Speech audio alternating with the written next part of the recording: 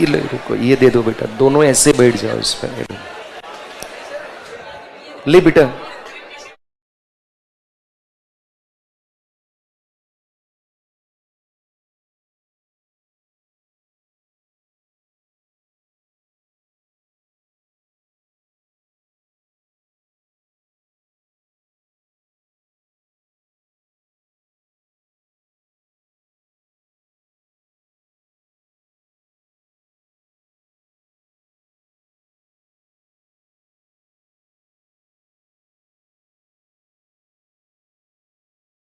Very good afternoon all of you. तो एक बार पिछली क्लास का मैं रिवीजन करा देता हूं, तब तक बच्चे फटाफट आ जाएंगे। पिछली क्लास में हमने एक तो प्रारंभ किया था zero busting farming. Zero busting farming के अंतर्गत पीछे से बर्थडे है क्या किसी का? कहां की मिठाई है?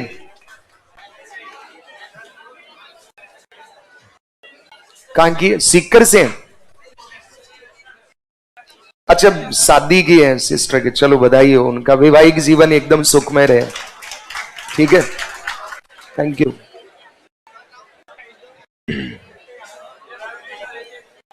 क्या किस किस को खाना है? अरे इतने सारे तो कल भंडारा है सबके लिए।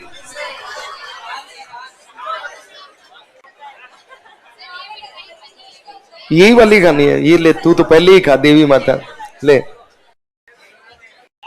सबको दो तीन को तो देना, आधा आधा बांट देना। मैंने ले लिया है ना, मतलब मेरे पास आ गई है। खा लो खा लो, सब खा लो। बच्चों को मिठाई का शौक ज्यादा है, तो कल गुलाब जामुन बनेगी, चिंता मत करो।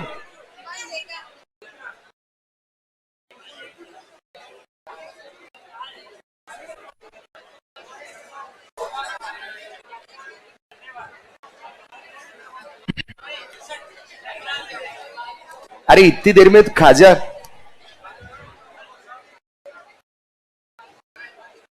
यार मिठाई उठाई मिले तो इसमें अवसर को चूकना नहीं चाहिए, खा लो बस, बात खत्म।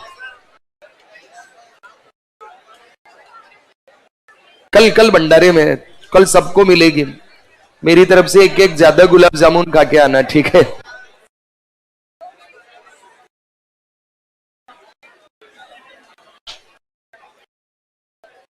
मैं जब भी किसी क्लास में नया बैच शुरू करता हूं तो एक बार भंडारा होता है, मतलब अब तक का मेरा रिकॉर्ड रहा है। ठीक है, तो देखो तुम्हारी क्लास में भी आए तो भंडारा हो रहा है ना।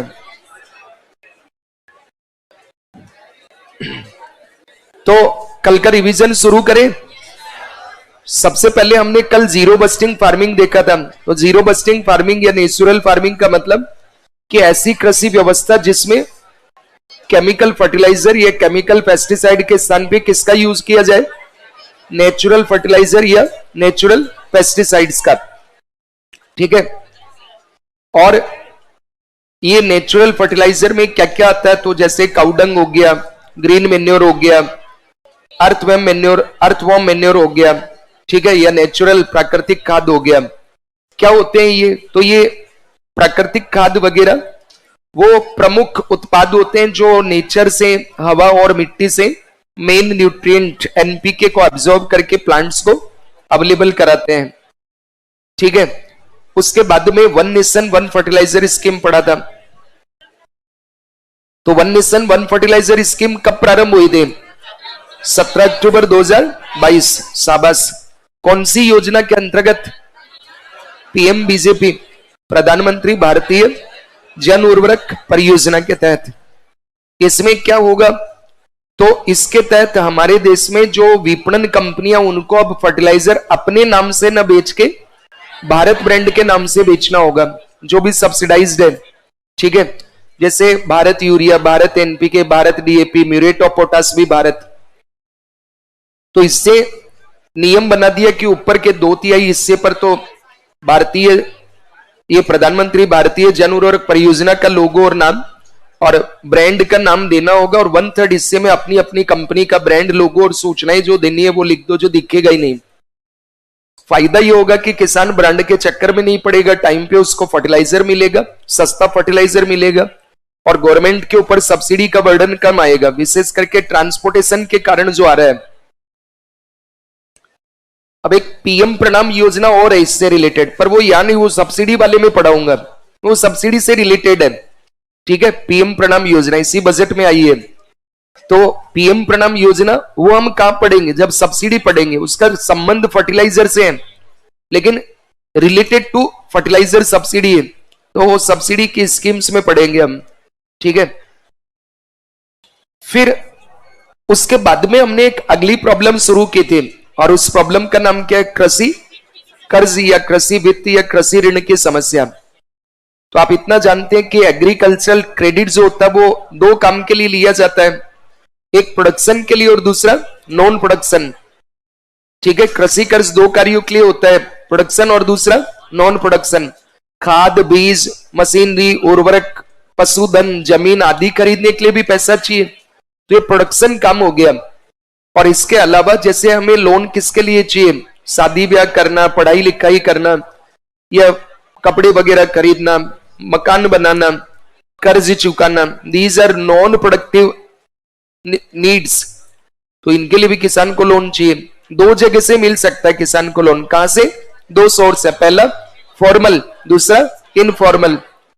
फॉर्मल को और क्या कह सकते हैं हम, ऑर्गेनाइज्ड, और दूसरा एक तो कह सकते हैं फॉर्मल, एक सकते हैं ऑर्गेनाइज्ड, एक कह सकते हैं इंस्टीट्यूशनल, औपचारिक, संगठन और सांगठनिक या संस्थागत।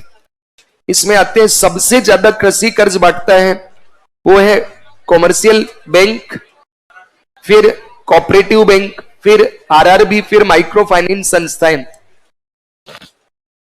और जो गैर संगठित है, असंगठित, अनौपचारिक या गैर संस्थागत, उसमें आता है मनी लेंडर्स, साहूकार, कर्ज देने वाले, सेठ, साहूकार, महाजन, जमींदार, चेट्टी, रेड्डी, सराफ, these are money lenders, provide money on interest. तो दिक्कत क्या है इसमें, मनी लेंडर्स बुरे थोड़े ही है, मनी लेंडर्स भी अच्छे हैं, बेचारे इमरजेंसी में हमें लोन दे रहे हैं, और बेचारे आपको अपनी पूंजी दे रहे हैं, जो रिस्क होता है, मान लो कल को नहीं चुकाए तो क्या कर ले वो, तो वो क्या करता है, इससे बचने के लिए एक तो रेट ऑफ इंटरेस्ट ज्यादा रखता है, दूसरा शर्तें बहुत कठिन होती है, जमीन के कागज ले लेगा, गहना ले लेगा, पशुधन ले जाएगा। तो एक दिक्कत तो ये है कि इसका रेट ऑफ इंटरेस्ट बहुत हाई होता है, दूसरा दिक्कत क्या है, शर्तें बहुत टफ है, तीसरा दिक्कत क्या है, वसूली के तरीके बहुत ही घटिया होते हैं, वेरी रूथलेस, निर्मम तरीके। तो भाई क्यों ले रहे हैं, पर लो ही मत ना इससे, आप कॉमर्शियल बैंक से ले लो, कोऑपरेटिव बैंक यानी फॉर्मल सेक्टर से लो। तो दिक्कत यहीं से शुरू है, यही हमें पढ़ना था कि क्या समस्या है इसके। तो पहली समस्या यह है कि वित्तीय समावेशन का अभाव है, वित्तीय समावेशन के अभाव के कारण बैंकों से लोन कम मिल पाता है। तो ये जो किसान है, पीजेंट है, फार्मर्स, ये बेचारे इनफॉर्मल सेक्टर से लोन लेने के लिए बाध्य हैं, और इनफॉर्मल सेक्टर से फिर हाई रेट पे, टफ कंडीशन पे उनको लोन मिलता है, और वसूली के तरीके तो आप जानते हैं बहुत निर्मम होते हैं। फिर दूसरा कि किसान, आप जानते हैं सोर्स ऑफ इनकम एक ही है उसका, और दैट इज एग्रीकल्चर। किसान जो है उसका आय का जरिए क्या है, ओनली एग्रीकल्चर, और एग्रीकल्चर बहुत ही रिस्की है। एक तो 52% एरिया नॉन इरिगेटेड है, तो अगर बरसात होगी तो फसल होगी, बरसात नहीं हुई तो फसल नहीं हुई। अगली दिक्कत यह कि बरसात टाइम पे हुई तो फसल होगी, बेमौसम नहीं हुई तो बरसात होगी, बाढ़ नहीं आए तो फसल होगी, सूखा नहीं पड़ा तो फसल होगी, कीट नहीं लगे तो फसल होगी। इसलिए मानसून का जुआ कहा जाता है इसको। तो अगर सब कुछ ठीक ठाक रहा, सब बढ़िया रहा, तो फसल उत्पादन होगा और किसान लिया गया लोन चुका पाएगा, वरना एनपीए बन जाएगा, और एनपीए बन गया नॉन परफॉर्मिंग एसेट्स, तो फिर बैंक नया लोन नहीं देगा उसको। कई बार किसान क्या करता है, वो लोन तो लेता है पर लिए गए लोन का यूज इमीडिएट डोमेस्टिक नीड्स में कर लेता है। बच्चा बीमार हो गया, फीस भर दिया, टीवी खरीद लाया, कोई और इमरजेंसी हो गई, उसमें उसने निवेश कर दिया। लिया था एग्रीकल्चर के लिए, निवेश हो गया कहीं और। तो तुम जानते हो इन्वेस्टमेंट होगा तो प्रोडक्शन होगा, इन्वेस्टमेंट नहीं हुआ तो प्रोडक्शन नहीं होगा। अब उसका प्रोडक्शन कम रह गया, उसका प्रोडक्शन कम रह गया, इसके कारण फिर क्या होगा, उसका प्रोडक्टिविटी कम होगा, प्रोडक्टिविटी कम है तो उसकी आय कम होगी, आय कम है तो फिर किसान कर्ज नहीं चुका पाएगा। और अगर वो कर्ज नहीं चुका पाएगा तो कर्ज चुकाने के लिए वो नया कर्ज लेता है, किससे, मनी लेंडर से, ताकि उसका बैंकों का लोन एनपीए ना हो। और इस हेतु वो कर्ज लिया, एक का कर्ज चुकाने के लिए दूसरे से कर्ज ले रहे हैं। इसी समस्या को कहते हैं डेप्ट ट्रैप, कर्ज जाल की समस्या, डेप्ट ट्रैप या प्रॉब्लम ऑफ कर्ज जाल, डेप्ट ट्रैप, कर्ज चुकाने के लिए कर्ज लेना और जब गले तक कर्ज आ जाता है वो चुका ही नहीं पाएगा, इतना हो गया कि नहीं चुका पा रहा है, तो फिर एक ही रास्ता है, वो सुसाइड करता है फिर। और ये हमारी डेमोक्रेसी पे एक कलंक है। आजादी के इतने वर्षों के बाद भी यदि किसान कर्ज जाल के कारण सुसाइड कर रहे हैं तो हमें भारत को महान कहना तो प्रश्न चिन्ह लगाता है, पर मेरा भारत तो महान ही है। वो बोलते हैं ना 100 में से 80 बेईमान, फिर भी मेरा भारत महान। तो भारत तो महान है, पर भारतीयों की जो पॉलिसी है वो कहीं ना कहीं प्रश्न चिन्ह उठा रहा है कि हमारा जो अन्नदाता है, जो सबका पेट भरता है, उसके पास अगर वो सुसाइड कर रहा है तो सोचिए अच्छी बात नहीं है। तो क्या हमने इसके लिए कुछ नहीं किया? किया है, बहुत कुछ किया है। तो एक एक गिना रहा हूं मैं आपको। 20 लाख करोड़ का कृषि कर्ज बांटेंगे इस बार। कितना? पिछले साल बांटा था 18.6 लाख करोड़ और इस बार 20 लाख करोड़। दूसरा, किसान क्रेडिट कार्ड योजना, तो याद करना, इसको ऐसे ही याद हो जाएगा। योजना का नाम क्या है? किसान क्रेडिट कार्ड योजना। ये किसान क्रेडिट कार्ड योजना 15 अगस्त 1998 को, 15 अगस्त 1998 को प्रारंभ हुई थी। कब? पूरा नाम क्या है और शॉर्ट में क्या बोलते हैं? केसीसी, किसान क्रेडिट कार्ड योजना। अब दो चीज तुम जानते होंगे, एक होता है डेबिट कार्ड, एक होता है credit card. Both are plastic money. दोनों को ही क्या बोलते हैं? प्लास्टिक मनी बोलते हैं। क्रेडिट कार्ड का मतलब आपके जो अकाउंट है उसमें अगर बैलेंस जीरो है तो ओवरड्राफ्ट कर सकते हैं, आप लोन ले सकते हैं without paperless loan, immediate loan मिलता है आपको। पहले आपकी सारी कार्रवाई हो जाती है। जब क्रेडिट कार्ड मिलता है ना तो आपकी क्षमता के अनुसार आपकी लिमिट बनती है, आपकी सैलरी, आईटीआर, बाकी सब जो क्षमता है, उसके बाद आप उस लिमिट तक जब चाहे लोन ले सकते हैं। ब्याज लगेगा आप पे 45 डेज तक तो लगता ही नहीं है। उसके बाद हाई रेट ऑफ इंटरेस्ट होता है 30% जितना, और 45 दिन अगर सही तरीके से मैनेज करते हो तो क्रेडिट कार्ड बहुत अच्छा है, और नहीं तो बर्बादी का रास्ता है। इसलिए व्यक्ति को बहुत काम की बात बता रहा हूं ये, इसको चाहे जिंदगी भर संभाल के रख सकते हो तुम। ये वो चीज है जो सामान्य तो कोई समझाता नहीं है, तो मैं आपको बता रहा हूं इसको चाहे तुम अपनी लाइफ में उतार सकते हो, रिकॉर्ड करके रोज सुन सकते हो तुम इसको। कर्ज एक ऐसी समस्या है जो अच्छे व्यक्ति को बर्बाद कर देता है, चाहे कितना ही अमीर हो वो, मुकेश अंबानी क्यों ना हो, उसको भी बर्बाद कर देगा कर्ज। जैसे उसका भाई है ना छोटे वाला अनिल अंबानी, बेचारे रोड पे आ गए कर्ज के कारण। व्यक्ति को अपनी आवश्यकता से ज्यादा कभी लोन नहीं लेना चाहिए, कभी भी नहीं लेना चाहिए। और जहां तक संभव हो हमें कर्ज लेने से बचना चाहिए। जहां तक संभव हो हमें कर्ज लेने से बचना चाहिए। व्यक्ति क्या करता है कि कर्ज लो घी पियो, कर्ज लो घी पियो। घी भी उतना ही पीना चाहिए जिससे पेट खराब ना हो, लीवर खराब ना हो, जिससे आगे हार्ट अटैक ना आए, तनाव ना बढ़े, ऐसा घी पियो। और कर्ज लेके घी तब पियो जब तुम्हारी सैलरी इतनी ज्यादा है कि वो कर्ज चुका पाओगे तुम। तो व्यक्ति को कभी भी जहां तक संभव हो कर्ज नहीं लेना चाहिए। और कर्ज उन चीजों के लिए कभी नहीं लेना चाहिए जो रेवेन्यू एक्सपेंडिचर टाइप की चीजें हैं। जो कौन सी है?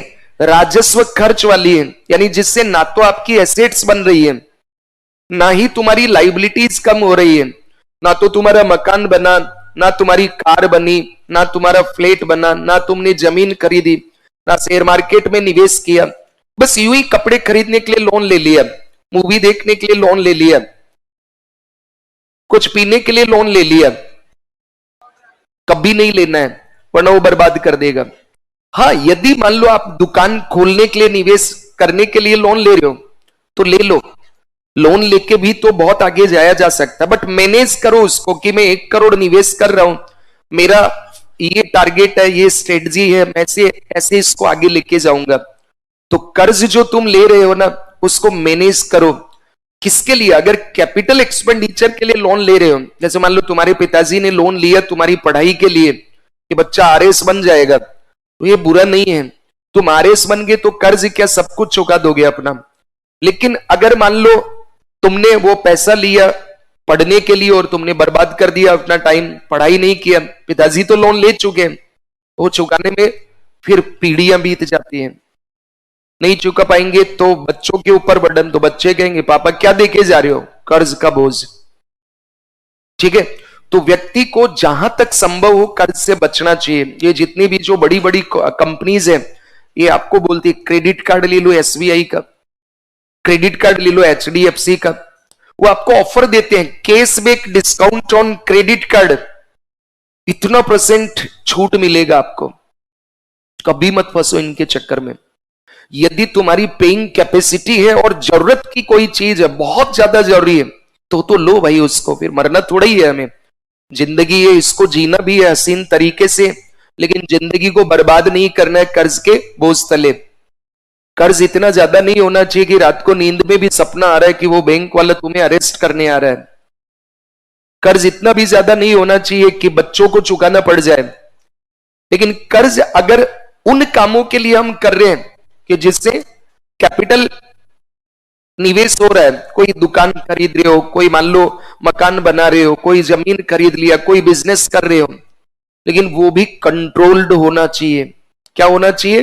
कंट्रोल्ड होना चाहिए। अगर वो इतना ज्यादा ले लिया कि तुम्हारी दुकान में जितनी सैलरी आ रही है, तुम काम कर रहे हो और वो सारा पैसा तुम किस में भर रहे हो? ईएमआई में भर रहे हो, तो किस काम का ऐसा लोन? इसे हमारे एफआरबीएम एक्ट में है ना कि कर्जा लो विकास करो, लेकिन 3% से ज्यादा तो खतरा है जीडीपी से। अगर 3% से ज्यादा तो खतरा, 3% तक चल जाएगा, अगर उससे रोड रेल पोर्ट एयरपोर्ट बना रही हो तो चलेगा, अदरवाइज वो कर्जा एक ना एक दिन तुम्हारे को पाकिस्तान की तरह कंगाल बना देगा, कटोरा लेके घूमोगे, फिर श्रीलंका की तरह दिवालिया होना पड़ेगा। कल ही एक रिपोर्ट आई है कि दुनिया के लगभग 50-60 देश हैं जो अपने आप को दिवालिया घोषित कर सकते हैं। आईएमएफ ने कहा है ऐसा भारत में आके, जो अभी ये जो सम्मेलन चल रहा था ना वित्त मंत्रियों का G20 में, ग्रुप ऑफ 20s में 19 देश प्लस यूरोपीय यूनियन है उसके मेंबर्स। तो इसलिए तुम्हें भी ये ध्यान रखना कि जीवन में कभी भी कर्जा इतना नहीं बढ़ा लेना है कि तुम उसे चुका ना पाओ, और इतना भी कंजूस नहीं बनना है कि बेटा कह रहा है कि पापा मुझे लैपटॉप ला दो, मैं सॉफ्टवेयर इंजीनियर हूं, नहीं तुम्हें नहीं ला के दूंगा, प्रभात सर ने कहा कर्ज नहीं लूंगा, उसको लाके दो, क्योंकि वो सॉफ्टवेयर इंजीनियर बनेगा तो तुम्हारा कर्ज भी उतार देगा। जरूरत है तो लो, लेकिन पहले ये सोचो कि इसको तुम चुकाओगे कैसे। कपड़े खरीदने के लिए कर्ज ले रहे हैं, मोबाइल के लिए कर्ज ले रहे हो, रेस्टोरेंट में जाने के लिए कर्ज ले रहे हो, गर्लफ्रेंड को गिफ्ट देने के लिए कर्ज ले रहे हो, तो वो तुम्हें बर्बाद करेगा। कई बच्चे होते हैं अपने पेरेंट्स से पैसा लेते हैं और फिर उस पैसे को उड़ा देते हैं और बाद में दोस्तों से लेते हैं, यार भाई मुझे मकान का किराया भरना है, कर्जा दे। फिर वो कहेगा भाई मेरा वापस दे, तो दूसरे यार मुझे दे, और तुम्हारी दोस्ती टूट जाती है। पैसा वो चीज है जो अच्छे अच्छे के रिलेशन खराब कर देता है, इसलिए कर्ज लेने से हमेशा बचना है।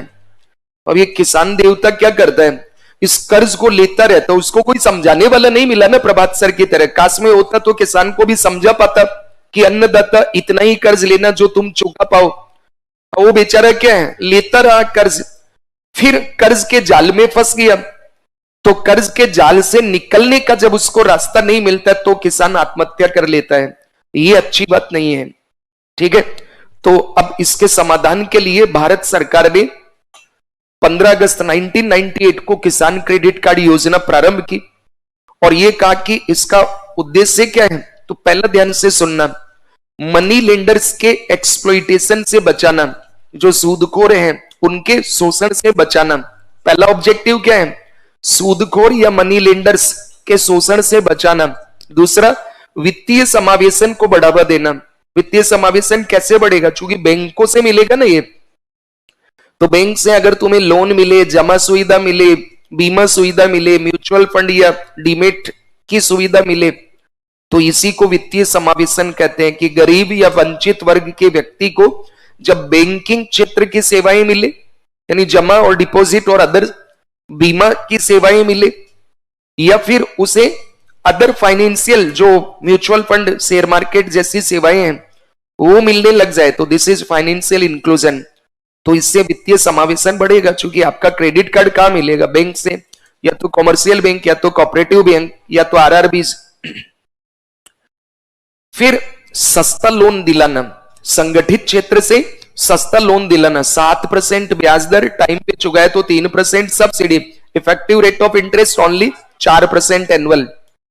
बढ़िया है ना। साल में मान लो 3 लाख लोन लिया, 12,000 रुपया देना आपको, तो इतना तो कमा लेगा ना किसान खेती करके। और मनी लेंडर्स उसको लूट लेता है 24%, 36%, तो बेचारा कहां से चुकाएगा। फिर इलिजिबल कौन है, किसे मिलेगा ये, तो ध्यान से समझना। आपको मैंने एक बताया था ना, प्रोडक्शन कार्यों के लिए और गैर उत्पादन कार्यों के लिए, याद आ रहा है। तो ऐसे किसान जिन्हें कम से कम 5,000 रुपए का लोन चाहिए, ऐसे किसान जिनको कम से कम 5,000 रुपए का लोन चाहिए, किसके लिए, उत्पादन कार्यों के लिए। ऐसे किसान जिन्हें कम से कम एटलीस्ट 5,000 लोन चाहिए, फॉर विच, प्रोडक्शन कार्यों के लिए, मतलब खाद, बीज, मशीनरी या ये सब खरीदने के लिए, उसको मिलेगा। अगर मान लो तुम्हारी जरूरत ही नहीं है इतनी, 1 बीघा जमीन है, तो नहीं मिलेगा। कम से कम अगर 5,000 रुपये जितना तुम्हें एक इनपुट के लिए लोन चाहिए, उसके लिए एलिजिबल बनोगे तुम। फिर इसमें पशुपालक, मछली पालक, हॉर्टिकल्चर वाले, उनको भी शामिल कर लिया। तो कम से कम 5,000 रुपए का यदि तुम्हें लोन चाहिए, किसके लिए, उत्पादन कार्यों के लिए, you are eligible for KCC, go and catch it from banks. उसके बाद में आता है इसका वैलिडिटी क्या है। तो पहले, इससे पहले मुझे बताओ कब लागू हुआ था ये। पहला ऑब्जेक्टिव क्या था, मनी लेंडर्स के शोषण से बचाना। दूसरा, वित्तीय समावेशन को बढ़ावा देना। तीसरा, कम ब्याज दर पर संस्थागत क्षेत्रों से लोन उपलब्ध कराना। एलिजिबिलिटी, ऐसे किसान जिनको कम से कम 5,000 करोड़ का, क्या 5,000 नोट करोड़, 5,000 रुपए तक का प्रोडक्शन कार्य के लिए लोन चाहिए, एलिजिबल हो, उसको मिलेगा। फिर इसकी वैधता, वैलिडिटी, एक बार कार्ड मिला तो 5 वर्ष के लिए वैलिड रहेगा। कितने वर्ष के लिए, 5 वर्ष के लिए। और एक बार आपने इससे पैसा विड्रॉल किया तो 12 महीनों के भीतर चुका देना, अन्यथा एनपीए होगा। तो नॉर्मल एनपीए होता है 90 दिन में।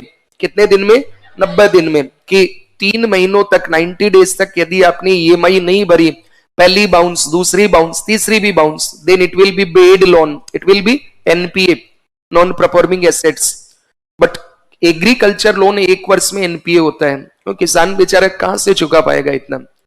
तो 12 महीनों में आपको इसको चुकाना होता है। तो किसान का लोन एकदम ही अलग सिस्टम होता है। कितने प्रकार का होता है, short term, medium term, long term, ये भी इंडस्ट्री वाले से अलग ही है। ठीक है। अब इसका मैनेजमेंट कौन करता है, इसका मैनेजमेंट करता है नाबार्ड। क्या नाम है, NABARD, national bank for agriculture and rural development. 12 जुलाई 1982 को मुंबई में स्थापना हुई है। अब आप जानते हो नाबार्ड हर जिले में थोड़ा ही है, हर जगह भी नहीं है, गांव-गांव में, किसान तो गांव में रहते हैं, नाबार्ड है ही नहीं वहां पे। नाबार्ड रीफाइनेंसिंग एजेंसी है, वो खुद कर्ज नहीं बांटता, बंटवाता है। उसको केंद्र सरकार देगी 20 लाख करोड़ रुपया इस साल, वो बैंकों से बंटवाएगा इसको। तो नाबार्ड इज रीफाइनेंसिंग एजेंसी। क्या है वो, रीफाइनेंसिंग एजेंसी, पुनर्वित्त संस्था। मतलब सरकार ने मुझे दिया, मैं नाबार्ड हूं, मैं तुम लोगों को दूंगा और तुम किसान को बांटोगे। तो पहले मेरा फाइनेंस हुआ, मैंने तुम्हें रीफाइनेंस किया, that's why I am refinancing agency. तो नाबार्ड इसका मैनेजमेंट देखता है और जितने भी कॉमर्शियल बैंक है, कोऑपरेटिव बैंक है, आरआरबीज है, वो इसको क्रियान्वित करते हैं, मतलब किसानों को प्रोवाइड कराते हैं। तो पहला हमने क्या शुरुआत किया किसानों के लिए, 20 लाख करोड़ का कृषि कर्ज, मतलब हर साल हम इसमें टारगेट सेट करते हैं कि तुम्हें इतने लाख करोड़ का कर्ज देंगे, ठीक है। तो हमने इस साल के लिए 2300 इसके लिए कितना रखा है, 20 लाख करोड़। फिर दूसरा हमने केसीसी शुरू किया। फिर तीसरा प्रायोरिटी सेक्टर लेंडिंग, नाम सुना होगा, प्राथमिकता क्षेत्र का ऋण, उसका 18% कृषि कर्ज होगा। मतलब टोटल जितने भी कॉमर्शियल बैंक हैं इन्हें अपने कुल कर्ज का 40% कर्ज प्राथमिकता क्षेत्र को देना होता है और उसमें भी 18% अकेले कृषि को जाएगा। मान लो बैंक 100 रुपया बांट रहे हैं तो 40 रुपया किसमें जाएगा, प्रायोरिटी, और उसका 18 रुपया कहां जाएगा, 40 का नहीं 100 का, वो जाएगा एग्रीकल्चर में। तो अब इनको बांटना ही पड़ेगा ना। तो एक और चीज है कि किसान के भले ही मेरी तरह मूछ हो ना हो, पर उसकी मूछ की इज्जत बहुत होती है। वो विजय मल्य टाइप नहीं होता, वो लोन लेता है चुकाता भी है। तो बैंक खुद भी अब किसानों को कर्ज ज्यादा देते हैं। जैसे आपने देखोगे कि टारगेट रखा था 18.5, बांटा गया 18.6 लाख करोड़। हमेशा टारगेट से बैंक ज्यादा बांटते हैं। एनपीए सबसे कम होता है कृषि कर्ज। ये एनपीए तभी होता है जब बेचारा, क्योंकि वो कमाता ही कृषि से है। अब इंद्र भगवान ही नाराज हो जाए, बरसात नहीं आई, सूखा पड़ गया, बाढ़ आ गई, पाला पड़ गया, तो देखो गड़बड़ होगा ही होगा, है कि नहीं। फिर प्राथमिकता क्षेत्र क्लियर हो गया। उसके बाद में कई बार आपने सुना होगा कर्ज ही माफ हो गया, टैक्स ही, ये लोन ही माफ। तो इधर वाले जो किसान है ना, ये क्या बहुत लोन लेते हैं मेरे से, कभी नहीं चुकाते, नालायक, लोन लिया कभी नहीं चुकाया। ये बेचारे जितने भी है मेजोरिटी, ये लोन लेते भी और टाइम पे चुकाते भी हैं। नाराज मत हो ना, हो भी जाओगे तो मेरा कुछ बिगाड़ नहीं सकते हो, ठीक है। तो ये जो इधर वाले किसान है ना, ये लोन लेते हैं मेरे से बहुत ज्यादा, पर चुकाते नहीं है कभी, बस लिया भूल जाओ, तो मेरा एनपीए बढ़ता जा रहा है। अब मान लो ये सीएम साहब बन के इन्होंने कहा कर्ज माफ, इनका कर्ज माफ हो गया, तो तुम लोगों की घरवाली बोलेगी, हे किसान देव, अब की बार तुम ज्यादा लोन लेना और चुकाना मत, मैं तो बर्बाद हो गया ना। ये तो कभी चुकाएंगे नहीं। इस बार ये क्या करेंगे, इन्होंने मेरे से ज्यादा लिया और मैंने दिया खुशी खुशी कि ये मेरे प्रिय ग्राहक है, जो टाइम पे लोन चुका देते हैं। तो इस बार इनके घरवाली ने और पतिदेव ने क्या कहा था, ज्यादा लेना चुकाना मत। तो सबने क्या किया, किसानों ने ज्यादा लोन लिया मेरे से। मैं खुश हुआ कि ये नहीं आए इस बार लेने, ये तो जैसे आते हो मैं देता ही नहीं हूं। तो इस बार इन्होंने लिया और इन्होंने नालायक नहीं, एक ने भी नहीं चुकाया, ये सोच के कि ये सरकार बनेगी माफ होगी, मैं दिवालिया हो जाऊंगा। कर्ज माफी किसानों को इंस्टेंट फायदा देती है, लेकिन बैंकों का एनपीए बढ़ा देता है। तो हमेशा कर्ज माफी नहीं होती है, तो बैंक बेचारे रोना रोते रहते हैं, माफ मत करो माफ मत करो, क्योंकि फिर इस बार ये नहीं चुकाए, अगली बार ये नहीं चुकाएंगे। अब मान लो मैंने इनको देना बंद किया, तो एक बार किस्त भर दिया, मैंने सोचा अकल ठिकाने आ गई, अब नहीं करें, फिर वापस खा गए, तो ये गड़बड़ हो सकता है। फिर हमने विभेदात्मक ब्याज दर व्यवस्था अपनाई 1972 में कि बीपीएल किसान गरीब लोगों को कम ब्याज दर पे, बाकी को महंगी ब्याज दर पे। फिर आपने पढ़ा होगा आरआरबीज की स्थापना, रीजनल रूरल बैंक, 1975 में इंदिरा जी ने 5 बैंक खोले थे ऑर्डिनेंस से। उसके बाद में 76 में कानून बना दिया, 50% पैसा केंद्र का, 15 राज्य का और 35% स्पॉन्सर बैंक का लगा हुआ। इनका स्थापना का मेन पर्पस ही एग्रीकल्चर लोन बांटना, तो इससे भी फायदा हुआ। फिर उषा थोराट कमेटी के कारण स्मॉल फाइनेंस बैंक बने, लघु वित्त बैंक। और लघु वित्त बैंकों को क्या कहा, उसकी स्थापना का पर्पस ही क्या है, छोटे व्यापारी, स्मॉल ट्रेडर्स और स्मॉल एंड मार्जिनल फार्मर्स को, छोटे व्यापारी and small and marginal farmers को कर्ज उपलब्ध कराना। तो छोटे व्यापारी और छोटे किसान तथा सीमांत किसान को लघु वित्त बैंकों से भी लोन मिलने लगा, तो वित्तीय समावेशन और बढ़ गया। और इन स्मॉल फाइनेंस बैंक के लिए कि अपने कुल कर्ज का 75% कर्ज कहां बांटना होगा, प्राथमिकता क्षेत्र। और वो सबसे ज्यादा गांव में ही मिलता है, और 50% शाखा गांव में खोलनी होगी। फिर 2006-07 में एक योजना आई, इंटरेस्ट सबवेंशन स्कीम। क्या? Interest subvention scheme. क्या? सब नहीं बोले। इंटरेस्ट सबवेंशन स्कीम, ब्याज सहायता योजना। इंटरेस्ट सबवेंशन स्कीम और हिंदी में ब्याज सहायता योजना। कब प्रारंभ हुई? 2006-07 में, बजट 2006-07 में। क्या है जरा ध्यान से सुनो। ब्याज सहायता योजना के तहत किसान को 3 लाख रुपए तक का अगर वो कर्ज लेता है, कितना? 3 लाख तक का, तो ब्याज दर होती है 7%। कितनी? 7%। और अगर उसने टाइम पे चुका दिया तो 3% मिलेगा सब्सिडी, प्रभावी ब्याज दर 4%। फायदा ही है ना इसमें। और इसका क्रियान्वयन करता है रिजर्व बैंक ऑफ इंडिया और नाबार्ड। ये सारे हमें पढ़ना है और लिखना है।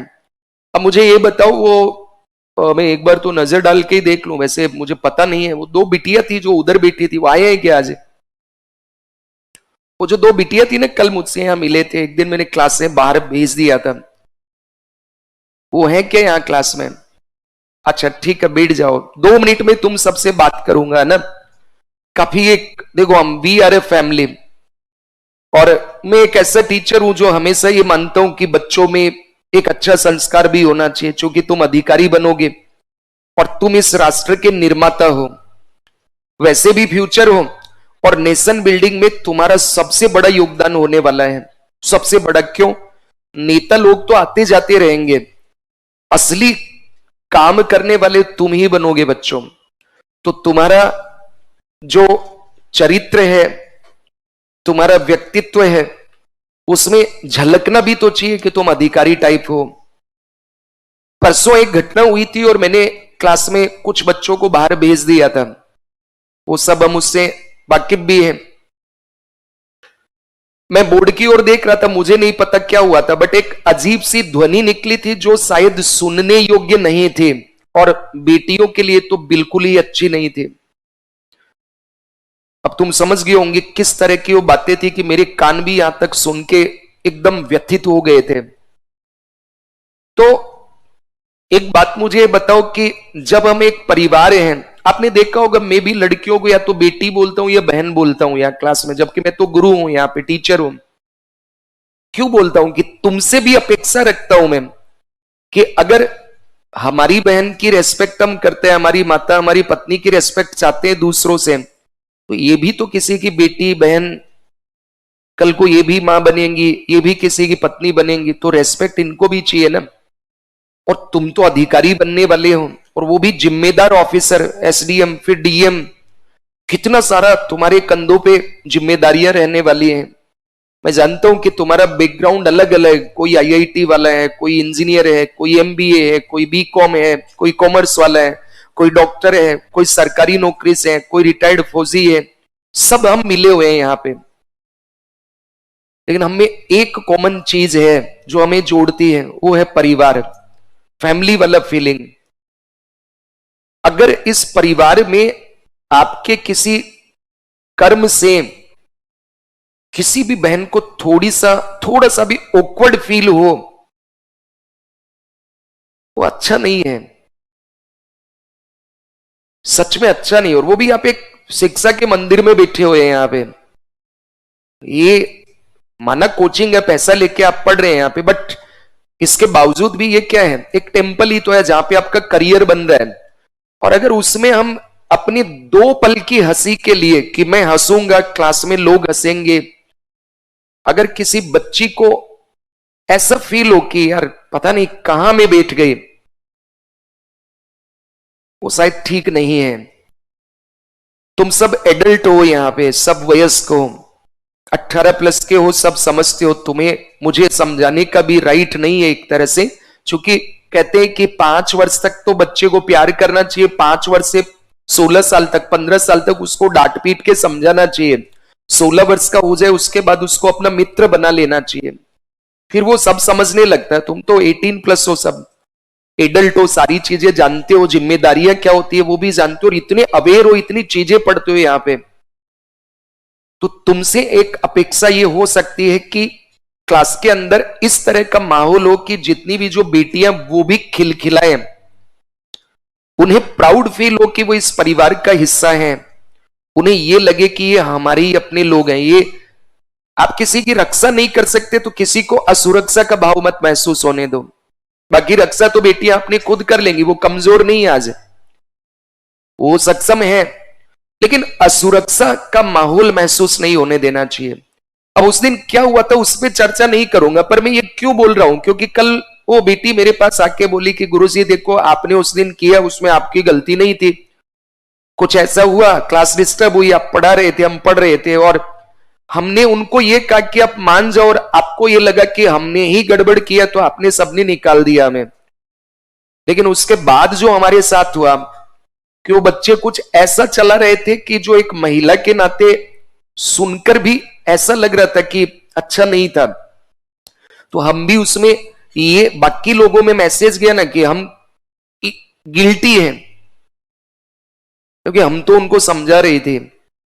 उसके बाद सर क्लास में जब हम एंटर हुई तो ऐसे देखा जा रहा था जैसे कोई टेररिस्ट आ गया हो, सस्पेक्ट आ गया हो, ह्यूमिलिएट किया जा रहा था। बाहर जा रही थी तो भी लड़कियां कह रही थी ये आ गई, इनके कारण ऐसा हुआ था। ये नहीं, अपराधी को अगर अपराध भाव महसूस हो जाए और कोई इनोसेंट है उसको मान लीजिए हमने माफ कर दिया, तो फिर आप लोगों को अधिकार नहीं है। और वो बाद में पता चला मुझे भी कि ऐसा कुछ उनका दोष नहीं था, वो 2 बार उन्होंने उन लड़कों को टोका कि आप गलत कर रहे हैं, और आप उन्हीं लड़कियों को फिर कह रहे थे कि देखो ये ठीक नहीं है। तो एक बार मैं चाहता हूं कि आप लोग फिर से इस तरह की कोई ऐसा कांड ही ना करें कि किसी भी बेटी या बहन को ये अफसोस हो कि मैं कहां बैठी हूं। प्राउड फील करवाओ यार, हमारी बेटियां हैं, हमारी बहनें हैं, ये बन के अधिकारी बन के अच्छे काम करेंगे तब तुम्हें लगे मेरी बेचमेट है, ये मेरी दोस्त थी, मेरी क्लासमेट थी, वो प्राउड फील होगा तुम्हें। ठीक है, तो आइंदा ऐसा कोई काम नहीं करना। और मैं खुद माफी चाहता हूं बिटिया कि मैंने उस दिन तुम लोगों को, क्योंकि उस वक्त मुझे लगा कि क्लास के अंदर इस तरह का न्यूसेंस नहीं होना चाहिए। हो सकता है कि मैंने क्विक जस्टिस कर दिया, वहां मेरी फॉल्ट थी कि मुझे जांचना चाहिए था पहले, लेकिन मुझे लगा कि इनको एक बार सजा मिलेगी तो बाकी सब ठीक हो जाएंगे। वहां निर्दोष एक बच्चा मुझे बोल भी रहा था सर मैं तो आज पहली बार यहां बैठा हूं और आपने सजा दे दी, और मैंने कहा गेट आउट, मैंने सुना ही नहीं। पर जब वो बच्ची कल मुझे बोली उस वक्त मैं सोचने पे मजबूर हो गया कि यार एक बार इस इश्यू पे बात करनी चाहिए। सोचो उस पर क्या बीत रही होगी, सर आपने कह दिया, हम तो आपको सोच ही नहीं सकते, पर सर आप गलत नहीं थे। ये भी कह रही है, मुझे कह रही है कि आप गलत नहीं थे, गलत तो था मैं, मुझे पूछना चाहिए। पर मैं जानता हूं कि हम तो परिवार, और परिवार में एक यूनिटी होती है कि इसने अपराध किया तो हम बताएंगे नहीं इसने किया, इसलिए मैंने सबको निकाला था। ये मैं जानता हूं कि हमारी यही तो ताकत है कि क्लास में कोई अपराधी भी है तो हम बचाते हैं क्योंकि वो हमारा दोस्त है। तो आगे से कोई ऐसा काम ही मत करो जिससे किसी टीचर को ठेस पहुंचे, किसी स्टूडेंट को नुकसान हो। मस्ती करना, वैसे ही मस्ती बहुत होती है यहाँ पे, हम भी जानते हैं कि तनाव देके अधिकारी नहीं बनाना है, हंसते खेलते अधिकारी बनो। बाकी तो जानते हो ना कोटा में कितने बच्चे सुसाइड कर लेते हैं प्रेशर के कारण, तो मैं तो इससे बहुत दूर रहता हूं। वो दोनों बेटियों की जब कल बातें सुनी तो मैंने भी एक बार सोचा कि यार मैंने गलती कर दी। तो तुम तो उनको अब इस नजर से मत देखना कि वो अपराधी हैं, वो बिल्कुल निर्दोष थे। और वो बच्चे भी मान लो जो एक लड़का था उसको तो निकाल ही दिया, पर बाकी सब निर्दोष थे। तो तुम सबसे भी भाई मैं खेद प्रकट कर सकता हूं, सॉरी बोल सकता हूं, लेकिन बस अपेक्षा इतनी है कि आगे पढ़ाई में डिस्टर्ब मत करना तुम, और बेटियों को ऐसा कोई एक्ट मत करना जिससे ये फील हो कि ये कौन किसके बीच में बैठी हूं। ये अगर हमारे देशवासियों ने प्रण कर लिया ना, तुम तो अधिकारी बनोगे, तुम ही इस तरह के रहोगे, तो बाकी आम लोगों से ये कहां जाएंगे फिर। एक बार सोचो इसको कि हम ऐसे हैं, मतलब मैं शिक्षक हूं लेकिन अंदर कोई राक्षस बैठा हुआ है, तो कहां जाओगे तुम। तो हर व्यक्ति को हमें अपने अंदर झांकना चाहिए, हमारे कारण ऐसा ना हो। मैं जानता हूं कि इस तरह के उपदेश देना ना तो अच्छा लगता है यहाँ पे, ना ही तुम्हें सुनना अच्छा लगता है, फिर भी आज मुझे लगा कि तुमसे बात करना चाहिए। तो आगे तुम्हें समझदार हो, सबको मैंने काफी बातें समझाई, इसको ध्यान रखना। अब वापस हम लोग अपने टॉपिक पे आते हैं। यहां तक कल मैंने समझा दिया था, प्रॉब्लम लिखिए आप।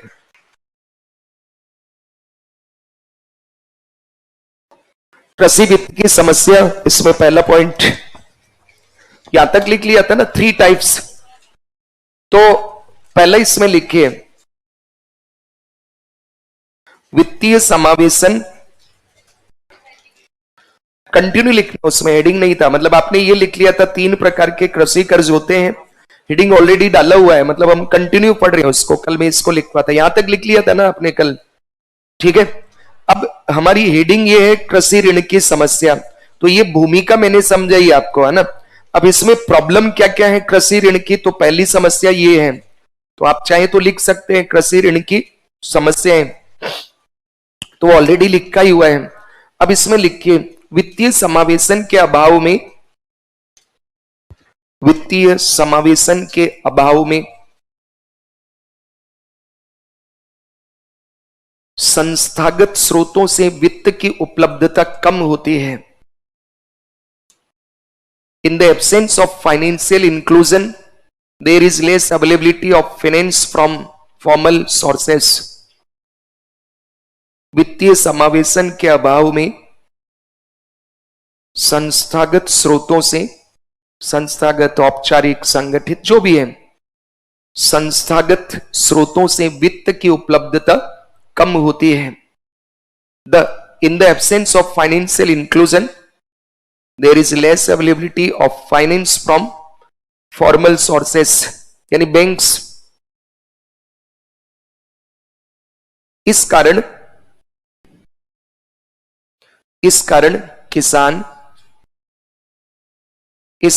किसान कर्ज की आवश्यकताओं के लिए, इस कारण किसान कर्ज की आवश्यकताओं के लिए अनौपचारिक स्रोतों पर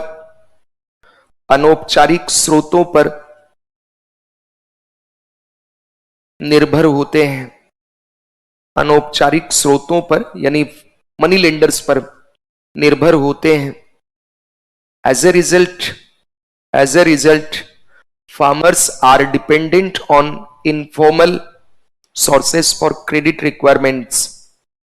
as a result peasants are dependent on informal sources for credit requirements. इस कारण किसान कर्ज की आवश्यकताओं के लिए अनौपचारिक स्रोतों पर निर्भर होते हैं, जहां ब्याज की दरें ज्यादा,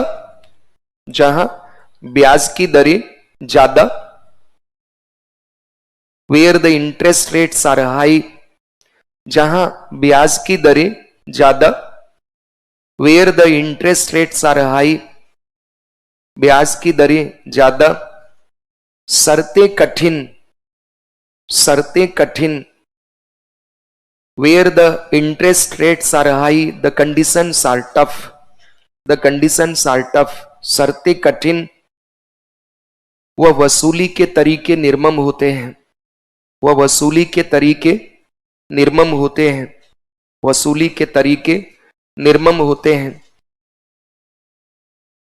where the interest rates are high, the conditions are tough, and the methods of recovery are ruthless.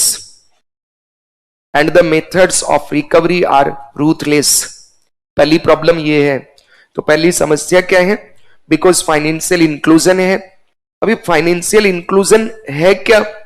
तो ये हम सब जानते हैं कि मान लो ये एक गांव है या एक जिला है, इसमें ये जिला मुख्यालय, तो यहाँ पे बैंक भी है, यहाँ पे इंश्योरेंस भी है, ठीक है, यहाँ पे मान लीजिए म्यूचुअल फंड वाले भी हैं, म्यूचुअल फंड सर्विस देने वाले, यहाँ पे शेयर में लेन देन करने या सेवा देने वाले ट्रेडर्स, डीमेट खाता खोलने वाले भी हैं।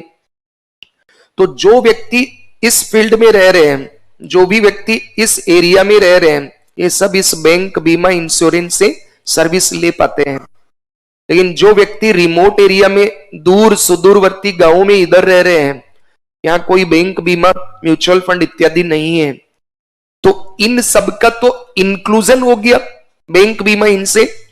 और ये जितने भी लोग हैं जो बाहर है इस एरिया से, उनका एक्सक्लूजन है, उनका वित्तीय असमावेशन है।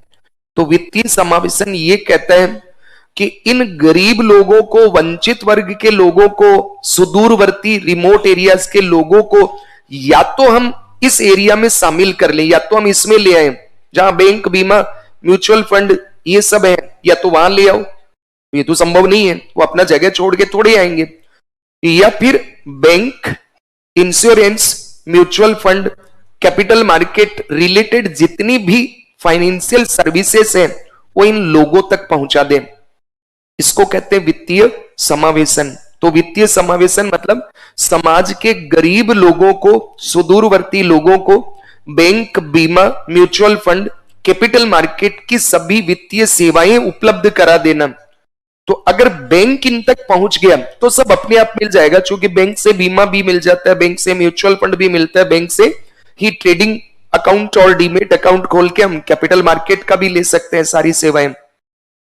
दिक्कत यह कि किसान रहता है, फार्मर रहता है रिमोट रूरल एरिया में, वो गांव में रहता है, कुछ तो ढाणियों में रहते हैं, एकदम खेत में मकान बना रखे हैं, और वहां बैंक नहीं है, वो बैंक जाता भी नहीं है, जानता भी नहीं है। तो उसको ना तो बैंक से जमा की सुविधा मिल रही है, ना लोन मिल पाता है।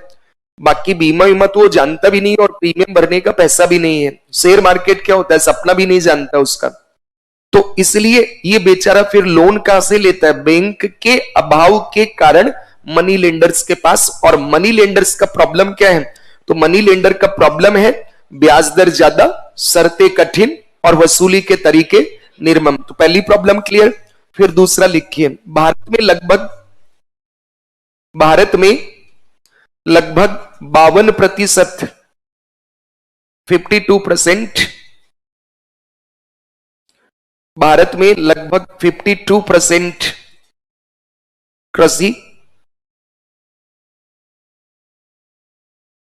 मानसून पर निर्भर है। भारत में लगभग 52% कृषि मानसून पर निर्भर है।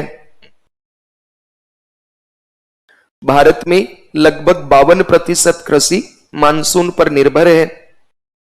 About 52% of agriculture in India is dependent on the monsoon. अतः फसल उत्पादन में जोखिम बहुत ज्यादा होता है। अतः फसल उत्पादन में जोखिम बहुत ज्यादा होता है। अतः फसल उत्पादन में जोखिम बहुत ज्यादा होता है। Therefore, the risk in crop production is very high. Bharat में लगभग 52% कृषि मानसून पर निर्भर है। अतः फसल उत्पादन में जोखिम बहुत ज्यादा होता है। फसल उत्पादन में जोखिम बहुत ज्यादा होता है। कम उत्पादन के कारण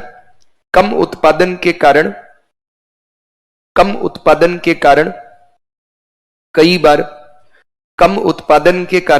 बार किसान लिए गए कर्ज को समय पर नहीं चुका पाते हैं।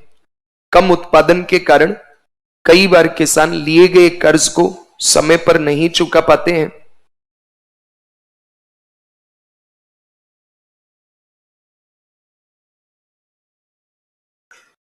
लिए गए कर्ज को समय पर नहीं चुका पाते हैं। Therefore, the risk in crop production is very high due to low production. Many times, farmers are not able to repay loan taken on time. और फिर ये क्या प्रॉब्लम बनता है? एनपीए तो न्यू लोन बैंक्स नहीं देगा, तो कहां जाना पड़ेगा वापस इनको? Money lender, informal sector. वहां पे क्या दिक्कत है? इंटरेस्ट रेट ज्यादा, conditions tough and methods of recovery are ruthless. ठीक है, तो चाहे तो आप आगे इसमें लिख सकते हैं, और इस एनपीए की समस्या का नया लोन नहीं मिल पाता है। This will become NPA and new loan उनको नहीं मिल पाता है, तो शॉर्ट में लिख दो। फिर तीसरी समस्या, थर्ड प्रॉब्लम, कई बार किसानों द्वारा कई बार किसानों द्वारा कई बार किसानों द्वारा ऋण राशि का प्रयोग कई बार किसानों द्वारा ऋण राशि का प्रयोग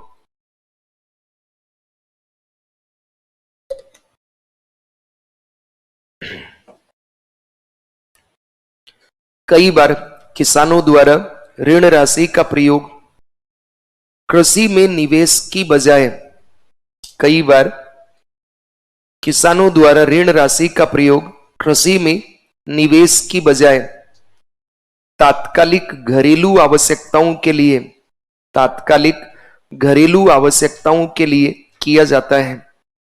कई बार किसानों द्वारा ऋण राशि का प्रयोग कृषि में निवेश की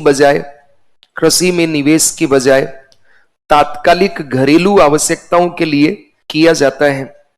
तात्कालिक घरेलू आवश्यकताओं के लिए किया जाता है। Many times the loan amount is used by farmers for immediate domestic needs like health, education, कपड़ा खरीदना, कुछ और काम में ले लेना, instead of investment in agriculture due to which production is less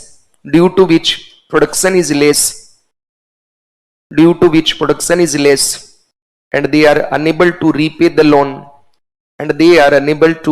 loan कई बार किसानों द्वारा ऋण राशि का प्रयोग कृषि में निवेश के बजाय तात्कालिक घरेलू आवश्यकताओं की पूर्ति के लिए किया जाता है, जिससे उत्पादन कम होता है और वे ऋण नहीं चुका पाते हैं। पुनः ऋण चुकाने हेतु उन्हें कर्ज लेना पड़ता है। पुनः ऋण चुकाने हेतु उन्हें कर्ज लेना पड़ता है। पुनः कर्ज चुकाने हेतु उन्हें पुनः ऋण चुकाने हेतु या कर्ज चुकाने हेतु एक ही बात है, उन्हें कर्ज लेना पड़ता है। And to repay the loan again they have to take a new loan। तथा पुनः ऋण चुकाने के लिए उन्हें कर्ज लेना पड़ता है और वे कर्ज जाल में फंस जाते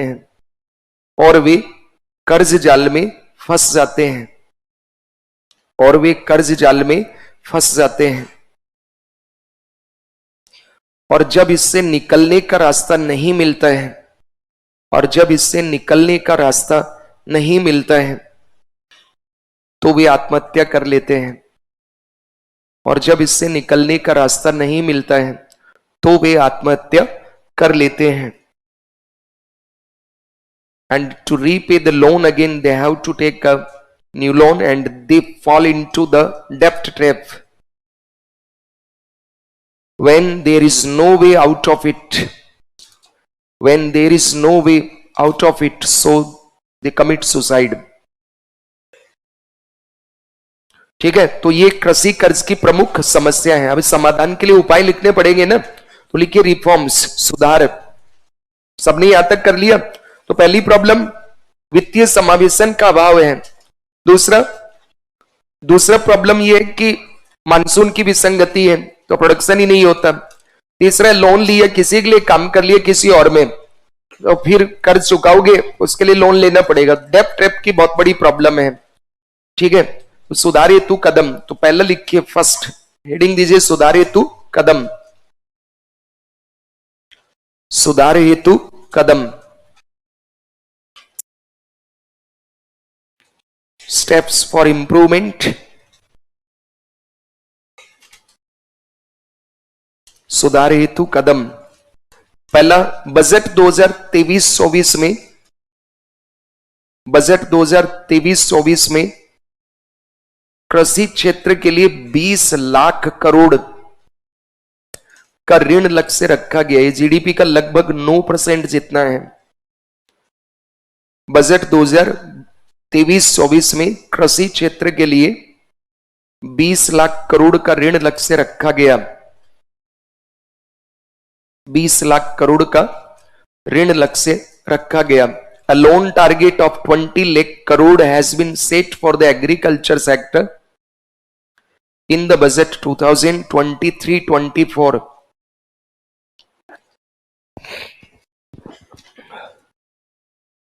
फिर दूसरा स्टेप लिखिए, केसीसी किसान क्रेडिट कार्ड। क्या तुम्हें याद है किसान क्रेडिट कार्ड योजना कब लॉन्च हुआ था? पहला ऑब्जेक्टिव वित्तीय समावेशन को बढ़ावा देना, दूसरा साहूकारों के शोषण से बचाना, तीसरा संगठित क्षेत्र से कम ब्याज दर पे लोन दिलवाना।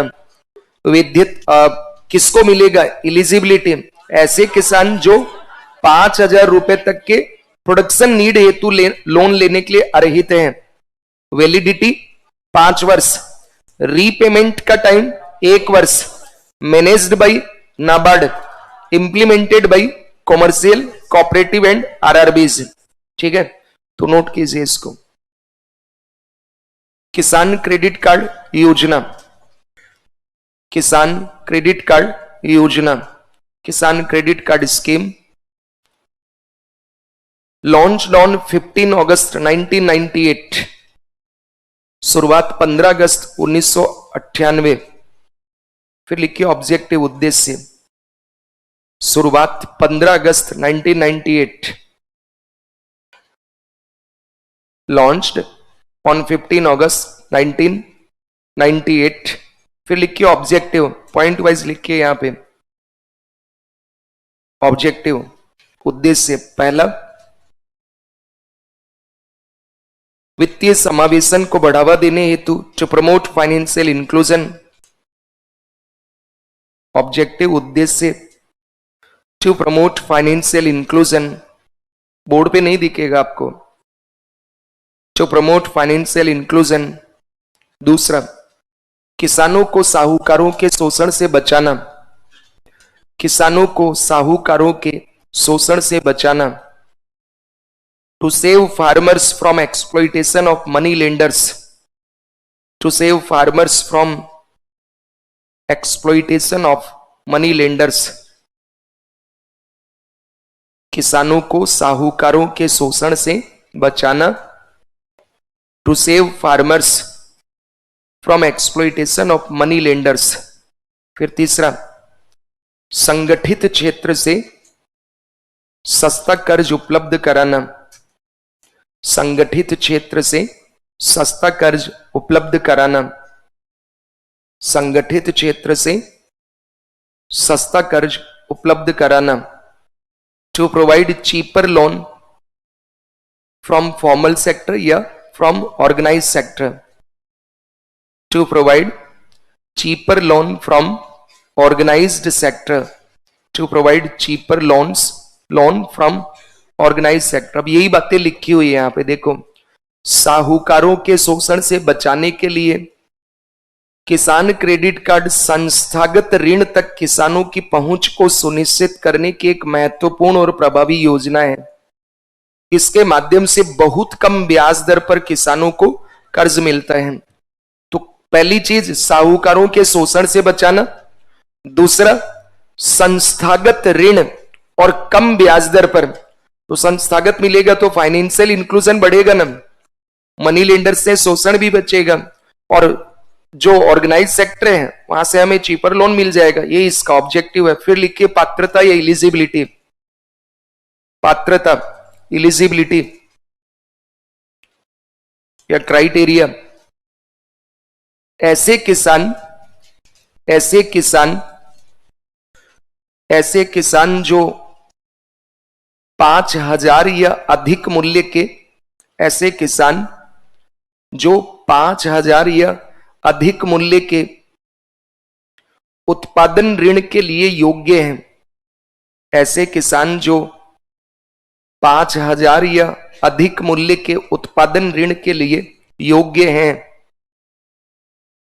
सच farmers who are eligible for production credit of ₹5,000 or more, such farmers who are eligible for production credit of ₹5,000 or more value will be entitled for KCC।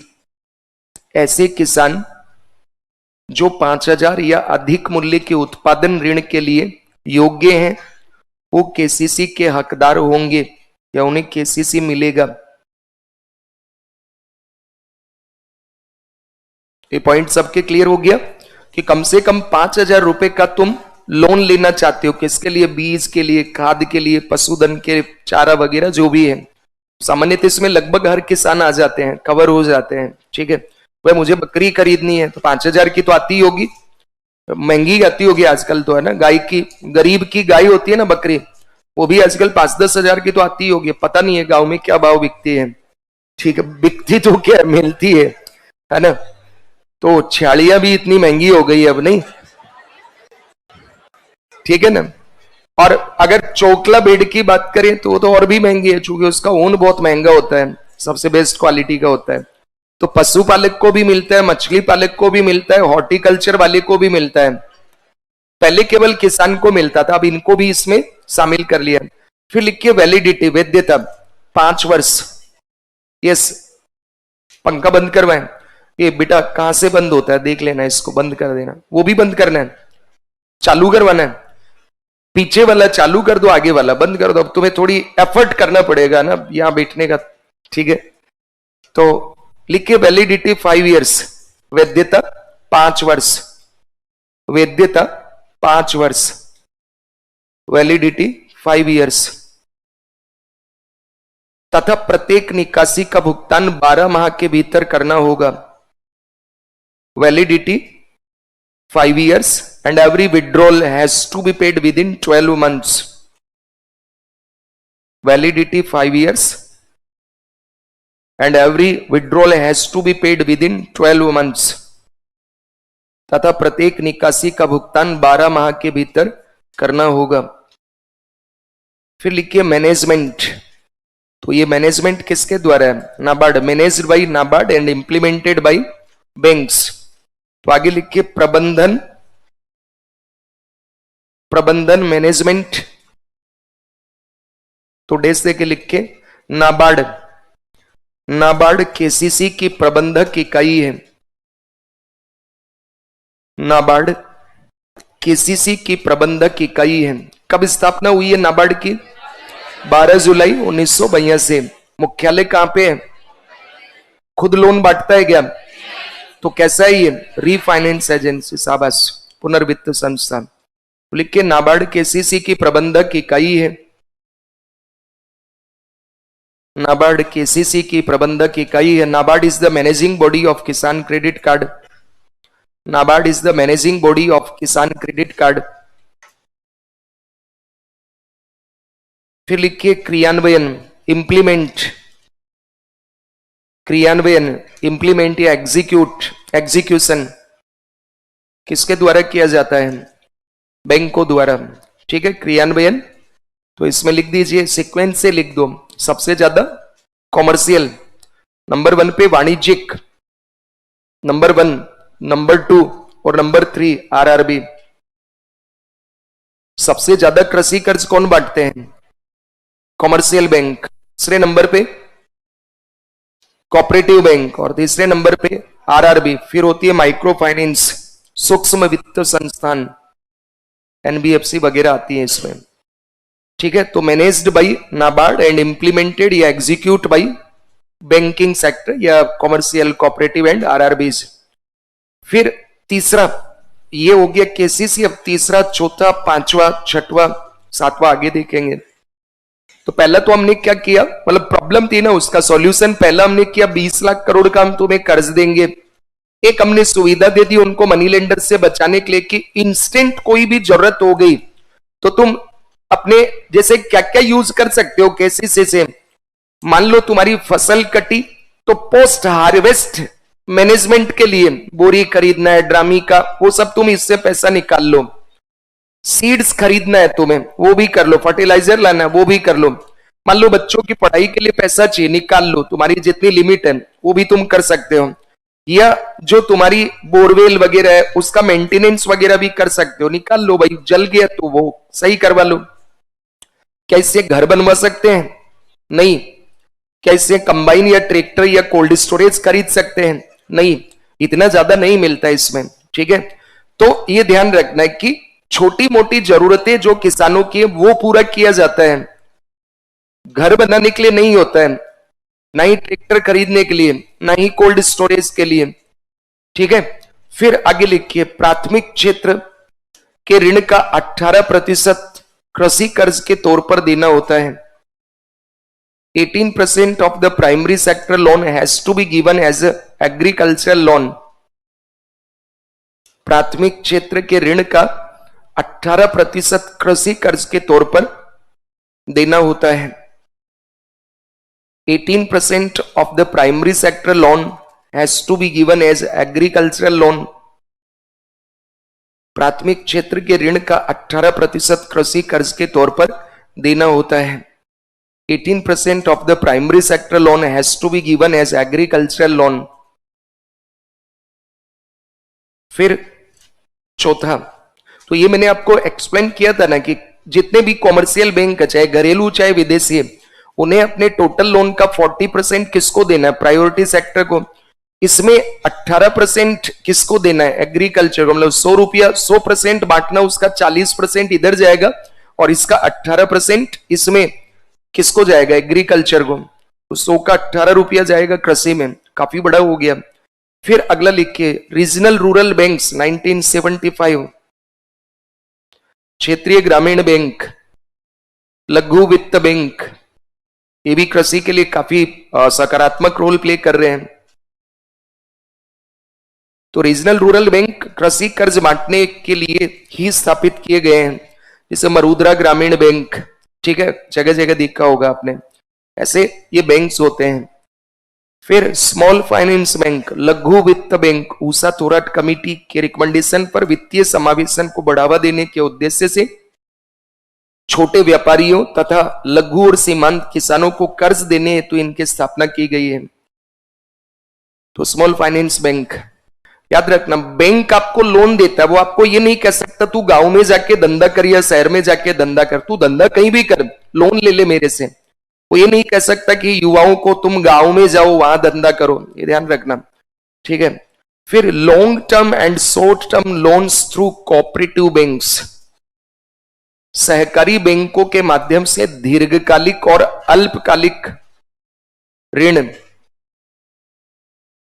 और छठवां, ऋण माफी योजना, ऋण माफी योजना, लोन एग्जम्पशन स्कीम, ऋण माफी योजना, यहां तक लिखा सभी ने? ऋण माफी योजनाएं सहकारी बैंकों के माध्यम से। तो 1 मिनट, कोई बात नहीं, रह गया तो फिर से लिख लेना।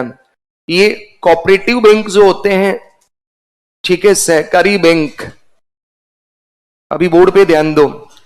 तो सहकारिता को बढ़ावा देने के लिए देश में 3 तरह के कोऑपरेटिव बैंक काम करते हैं। एक होते हैं लैंड डेवलपमेंट बैंक, भूमि विकास बैंक। एक होते हैं शहरी सहकारी बैंक, अर्बन कोऑपरेटिव बैंक, शहरी सहकारी बैंक, अर्बन कोऑपरेटिव बैंक। और एक होते हैं सामान्य सहकारी बैंक, जनरल कोऑपरेटिव बैंक, सामान्य सहकारी बैंक। ये सामान्य सहकारी बैंक 3 तरह के होते हैं। अपेक्स बैंक, इसको बोलते हैं राज्य सहकारी बैंक। फिर इसके अधीन जिला या केंद्रीय सहकारी bank, state cooperative bank, district या सेंट्रल कोऑपरेटिव बैंक। और रूरल लेवल पे होता है कोई भी 7-10 व्यक्ति मिलके ग्रामीण या प्राथमिक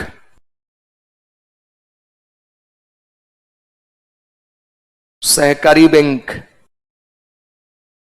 रूरल कोऑपरेटिव बैंक या फिर प्राइमरी कोऑपरेटिव बैंक, जीसीसी बोलते हैं इसको, जीसीबी, ठीक है, ग्रामीण कोऑपरेटिव बैंक। जब आप कोऑपरेटिव इंस्पेक्टर बनते तो इन्हीं का इंस्पेक्शन करने जाएंगे, ठीक है।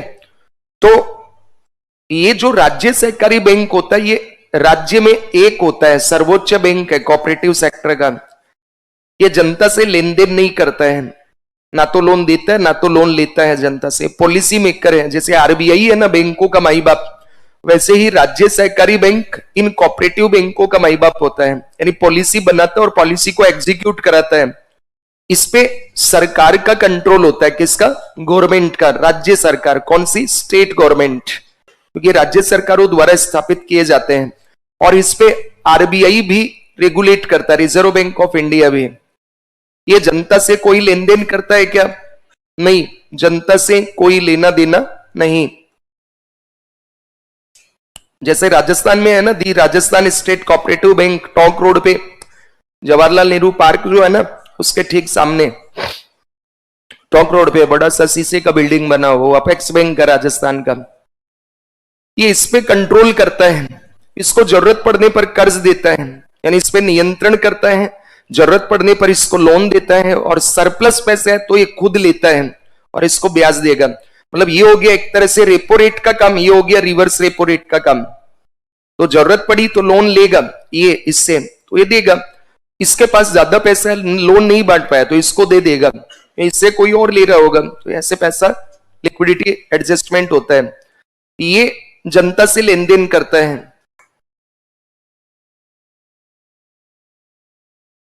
यानी लोन बांटने का काम करते हैं। ये इस पे कंट्रोल करता है, इसको लोन देता है जरूरत पड़ने पर, और इसका सरप्लस जो पैसा है वो लेता है और इसको ब्याज देता है। कोई भी 7 से 10 व्यक्ति मिलकर के, जो मनी लेंडर्स हैं, चाहे कोई भी, वो ऐसा बैंक खोल सकते हैं, इससे लाइसेंस मिल जाएगा। ये जनता से लेन देन करता है।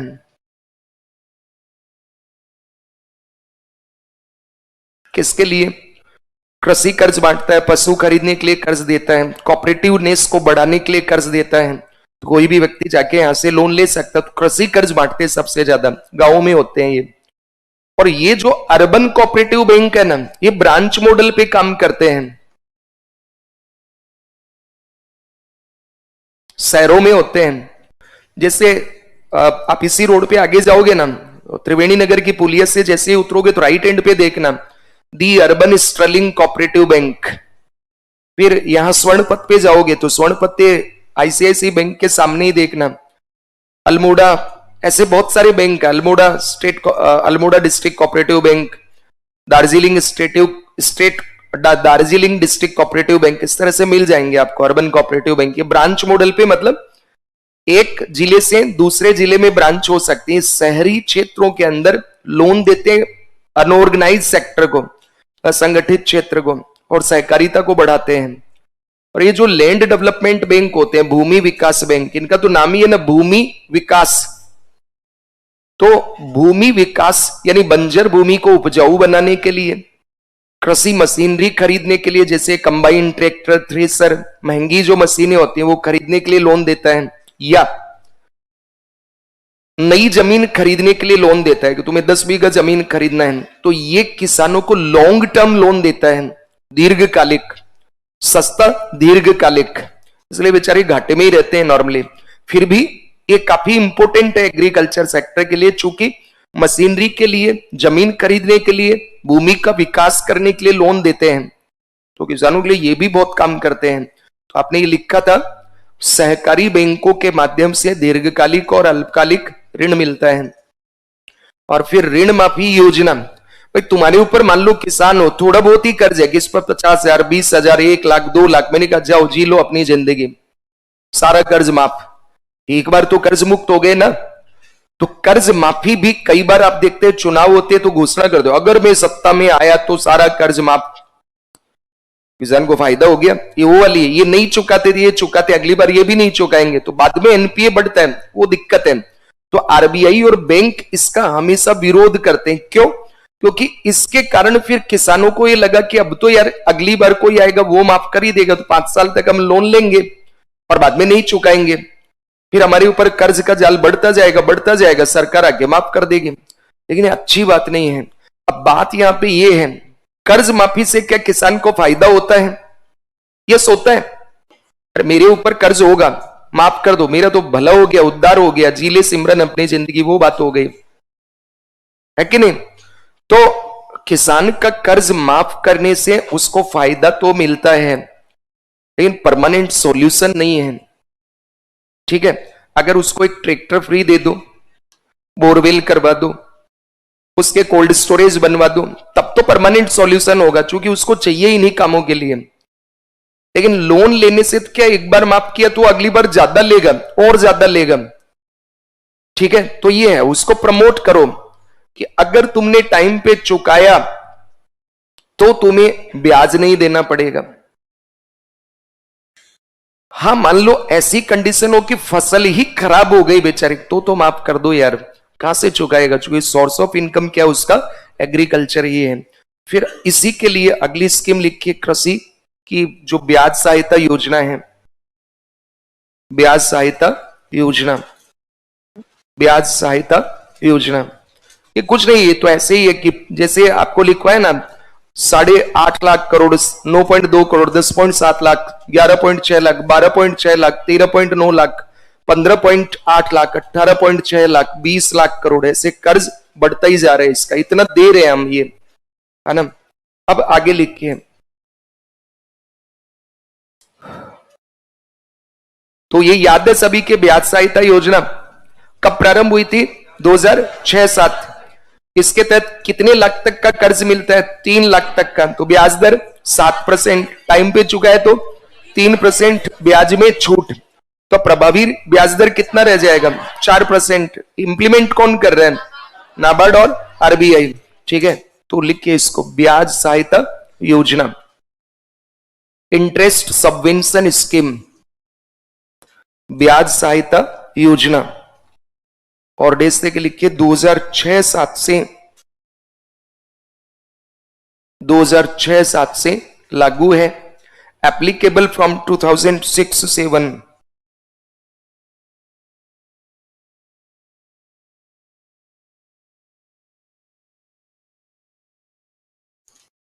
इसके तहत किसानों को 3 लाख तक की राशि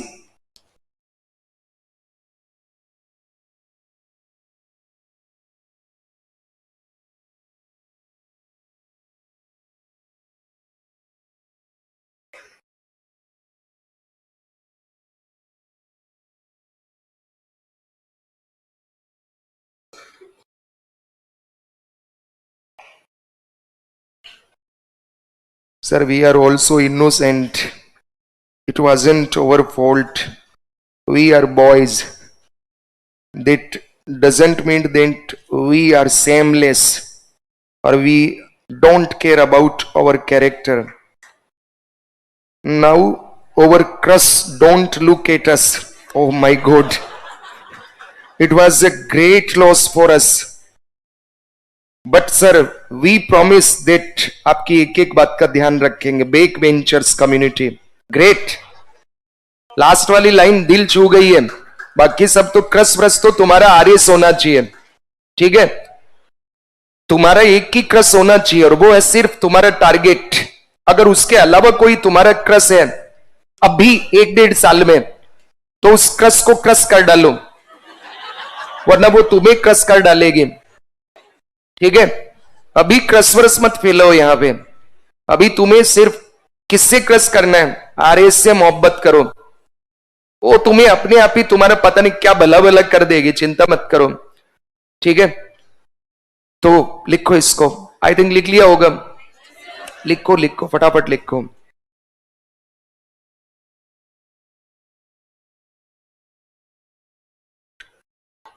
इसके तहत किसानों को 3 लाख तक की राशि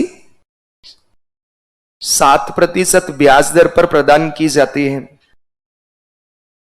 under this an amount of up to 3 lakhs is provided to the farmers at 7% interest rate. यदि किसान समय पर कर्ज चुकाते हैं, यदि किसान समय पर कर्ज चुकाते हैं, यदि किसान समय पर कर्ज चुकाते हैं तो उनको ब्याज दर पर 3% सब्सिडी प्राप्त होती है। तो उन्हें ब्याज दर पर 3% सब्सिडी प्राप्त होती है। If the farmers repay the loan on time, they get 3% subsidy on the interest rate, that is the effective interest rate is 4% per annum, अर्थात प्रभावी ब्याज दर 4% प्रतिवर्ष होती है। प्रभावी ब्याज दर 4% प्रतिवर्ष होती है। प्रभावी ब्याज दर 4% प्रतिवर्ष होती है। इसका क्रियान्वयन आरबीआई व नाबार्ड द्वारा किया जाता है। It is implemented by RBI and NABARD. तो कृषि कर्ज के लिए ये नियम है कि भाई बेस रेट से ज्यादा रेट ऑफ इंटरेस्ट नहीं होगा। बाकी लोन के लिए ये नियम है कि बेस रेट से नीचे ब्याज दर नहीं जाएगी। तो किसानों के लिए थोड़ा विशेष प्रायोरिटी दिया गया हमारे देश में, बिकॉज हम जानते हैं कि किसान का सोर्स ऑफ इनकम, आय का जरिया कृषि है, बहुत ही रिस्की है और बहुत बड़ा पॉपुलेशन लगा हुआ है इसमें। 45% यानी 65 से 70 करोड़ लोग, और कितना पूरा देश इस पे डिपेंड है। एग्रीकल्चर नहीं है तो कुछ नहीं है। इसलिए किसानों के प्रति सहानुभूति भी होना चाहिए, और उनकी कोई भी स्कीम है तो तुम लोग जाके उनको ईमानदारी से लागू करना, चूंकि तुम सब किसान पुत्र हो कहीं ना कहीं। और अगर तुम नहीं कर पाए तो कौन फिर भला करेगा। आगे अगली प्रॉब्लम क्या बताओ, याद करो 11 समस्याएं। तो कृषि बीमा की कमी होना। तो अगला लिखिए, जोखिम कम करने के लिए कृषि बीमा की कमी, lack of insurance to mitigate the risk. जोखिम कम करने के लिए कृषि बीमा की कमी। ये प्रश्न सॉल्व कीजिए। दिख रहा है क्या? नहीं, आगे दिखेगा। अभी मैं मंत्र बोलूंगा, गिली गिली बुम आबरा का डाबरा, दिख जा। थोड़ी देर में दिखेगा। ये 2016 का है, अभी आ जाएगा। पहले ये बताओ,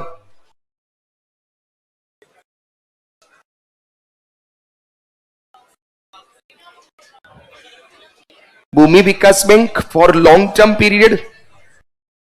नेक्स्ट,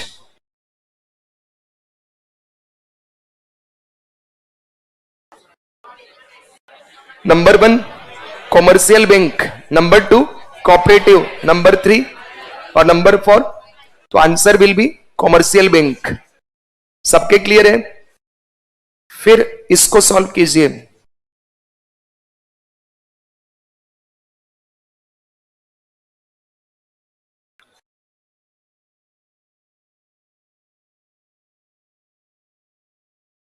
क्वेश्चन है, under the KCC scheme which of the following the short term credit. याद रखना शॉर्ट टर्म, इसी से आंसर मिल जाएगा। Support is provided to the farmers for the purpose. अपने में देखो, सॉल्व करने का रूल बताया था ना, उत्तर नहीं बोलना है, पड़ोसी को भी दिमाग लगाने दो।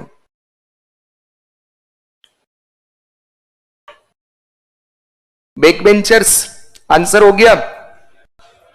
चलो, ए कितने बच्चों का? मेरा वाला तो यही आंसर है। ए देखो, एक ने हाथ उठाया, शाबाश, कोई तो मेरा सपोर्टर है। बी कितने हैं? अभी वाले इतने सारे, ये गलत आंसर है, अभी भी सोच लो। सी कितने हैं? सी कोई भी नहीं, अरे उठाओ, ये सही है, ये तो गलत था।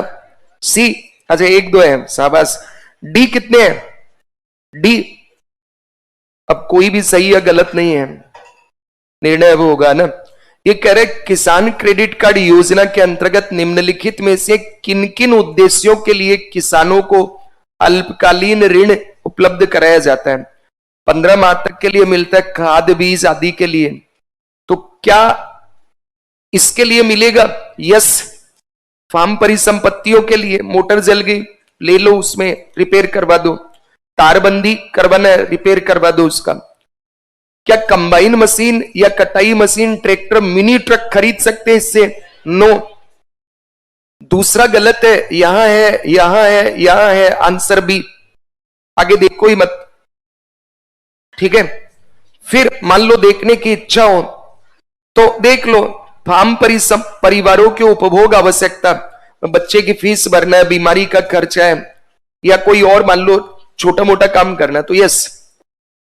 फसल कटाई के बाद के खर्चे, बोरी, ढुलाई, ट्रांसपोर्टेशन, यस। परिवार के लिए घर बनाना और कोल्ड स्टोरेज सुविधा, नो।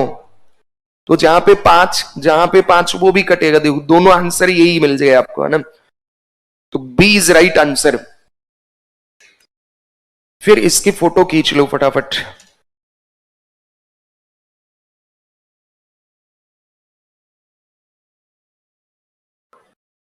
जैविक उर्वरक के लाभ बताइए, बताई दोगे? सस्ता होता है, मिट्टी की गुणवत्ता बढ़ती है, ठीक है, किसान को वहीं उसके खेत में ही मिल जाता है, पशुओं का वेस्टेज होता है तो पशुपालन को प्रमोट करता है, और मिट्टी जो है उसमें पोषक तत्व वगैरह प्रदान करता है। फिर मानव जो इसका आउटपुट यूज करता है उस पे रसायन से होने वाली जो बीमारियां हैं उनसे बचाता है, और फिर इनके उत्पाद महंगे बिकते हैं ऑर्गेनिक, काफी बेनिफिट है, तो 20 शब्द में ही लिखना है। फिर इसका भी फोटो खींच लीजिए। कृषि शाख कितने प्रकार की होती है? 3 प्रकार की है, short term, mid term, long term. Source क्या है? 2 हैं, फॉर्मल और इनफॉर्मल। फॉर्मल में कॉमर्शियल, कोऑपरेटिव, आरआरबी, माइक्रोफिन, और इनफॉर्मल में मनी लेंडर सब आ जाएंगे, रेड्डी, चेट्टी, सेठ, साहूकार, महाजन, रिश्तेदार। कृषि क्षेत्र की 5 प्रॉब्लम आराम से बताई दोगे, याद होनी चाहिए, केसीसी लिख ही दोगे। तो वो प्रश्न नहीं दिख रहा था ना तुम्हें, अब दिख रहा है, यही है वो प्रश्न। भारत में कृषि साख के लिए ब्याज अनुदान योजना क्या है?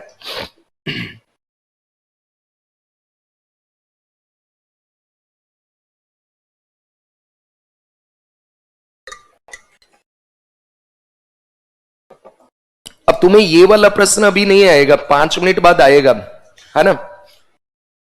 तो अगला है जोखिम कम करने के लिए कृषि बीमा की कमी। जोखिम कम करने के लिए कृषि बीमा की कमी। Lack of agricultural insurance to mitigate the risk. Lack of agricultural insurance to mitigate the risk. जोखिम कम करने के लिए कृषि बीमा की कमी।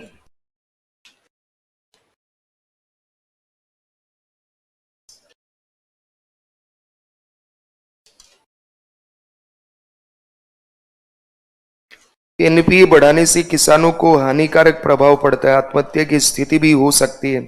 काहे को बढ़ाते हो?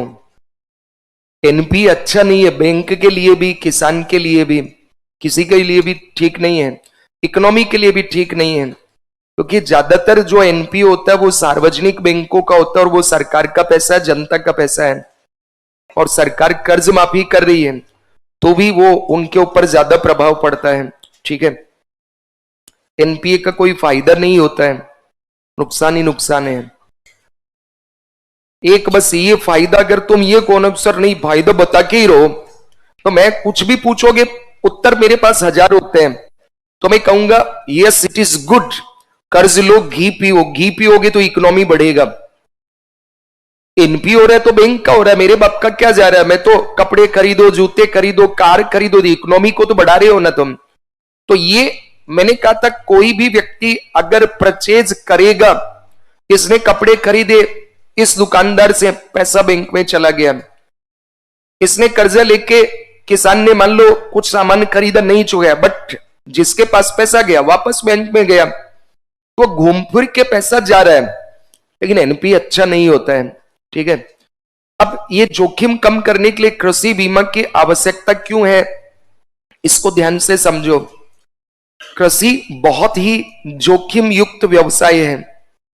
Agriculture is a highly risky profession because कृषि फसल बुआई से लेकर, सॉविंग से लेकर, standing crops and after harvesting, फसल बुआई के समय, खड़ी फसल या कटाई के बाद तक रिस्क होते हैं इसमें, जैसे सूखा, ड्रॉट, एक्सेसिव रेन, अतिवृष्टि, ठीक है, फ्लड या फिर बेमौसम बारिश, unseasonal rain, cyclone, anti cyclone, paste, कीटों के कारण नुकसान, ठीक है, जैसे टिड्डी वगैरह या और कोई, तो क्लाउड ब्लास्ट, उसके कारण, बादल फटने के कारण, बादल फटना मतलब बादल कोई फटता नहीं है, 1 घंटे में बहुत तेजी से बारिश हो जाए, वो क्लाउड ब्लास्ट बोल देते हैं, ये सब बहा ले जाएगा ना, वो तो फसल बर्बाद हो जाएगी।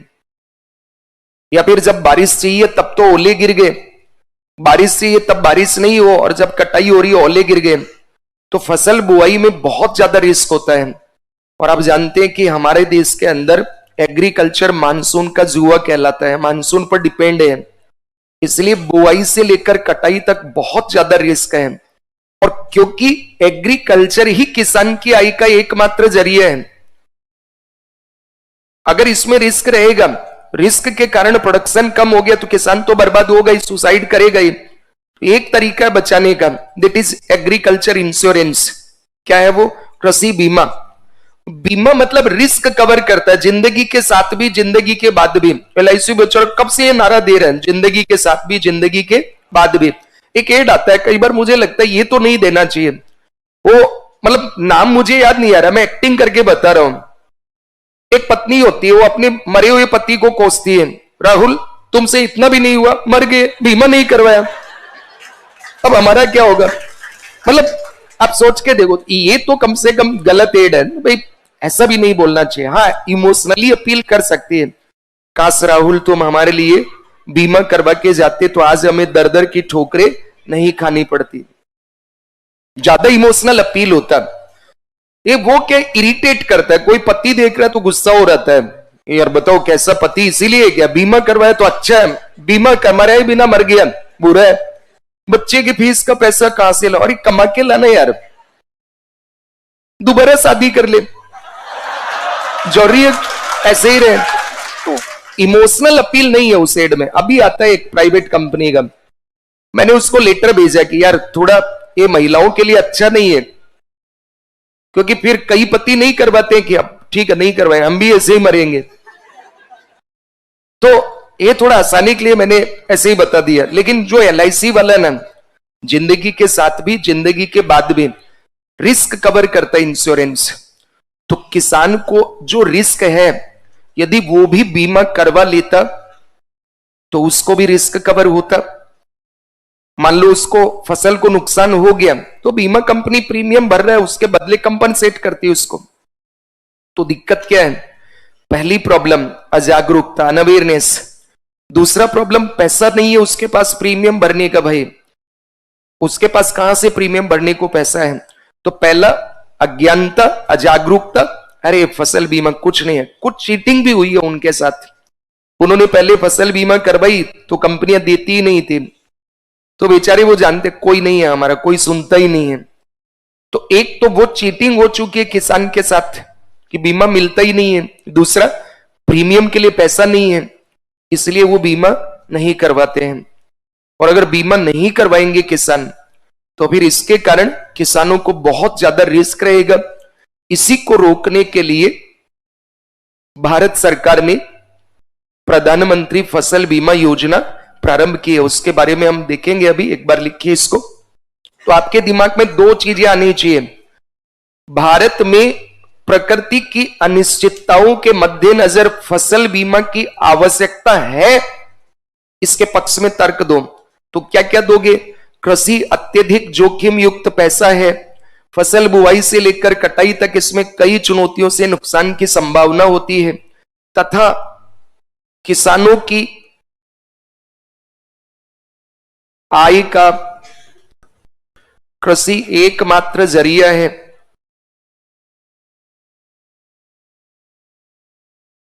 Agriculture is only source of income of farmers.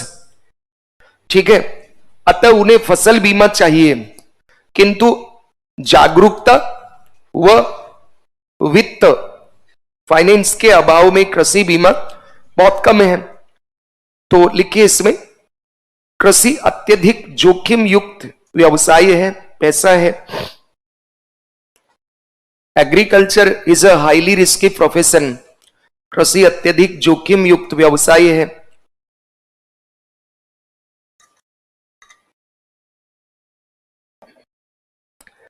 Agriculture is a highly risky profession. There is a possibility of loss. There is a possibility of loss. There is a possibility of loss due to many challenges अब चाहे तो यहां पे लिख सकते हैं Hindi English वाले, मैं बोलता जा रहा हूं कहां पे, अब हिंदी वालों को साथ ले रहा हूं, तुम यहां तक लिखो। कृषि अत्यधिक जोखिम युक्त व्यवसाय है। फसल बुवाई या उगाई से लेकर कटाई तक इसमें कई चुनौतियों से, तो अब यहां ब्रैकेट में लिखना, मैं बोलता जाऊंगा तुम लिखते जाना, इंग्लिश वाले यहां लिख लेना मेनी चैलेंजेस, तो ब्रैकेट में लिखिए सूखा ड्रोट, सूखा ड्रोट, सूखा, यहां तक सब आ गए ना। कई चुनौतियों से, पहला लिखिए ड्रॉट सूखा, अतिवृष्टि एक्सेसिव रेन, अतिवृष्टि एक्सेसिव रेन, ओलावृष्टि, क्या बोलेंगे ओलावृष्टि को, हाँ लिख लो ओलावृष्टि, सेम भी लिख सकते हैं ओलावृष्टि। स्नो, स्नोफॉल भी लिख सकते हैं, स्नोफॉल तो क्या ओलावृष्टि लिख दो।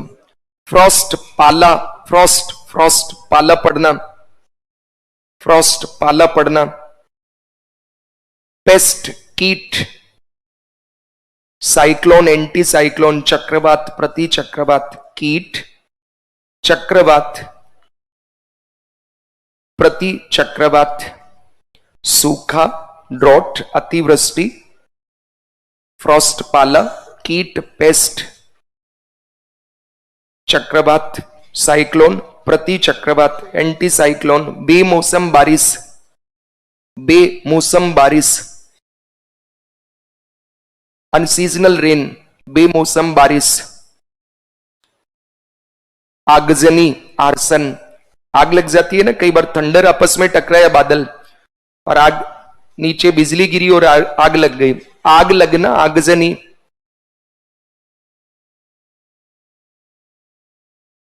आगजनी आग लगना, ब्रेकेट बंद, क्या फसल चोरी, वो प्राकृतिक नहीं है ना, वो मेन मेंड है, उसकी तो फिर तुम्हारी छींक लगा के चला गया पड़ोसी, पशु खा गए उसमें आके, वो नहीं है एक्सेप्टेबल, उसके लिए बीमा नहीं होता है।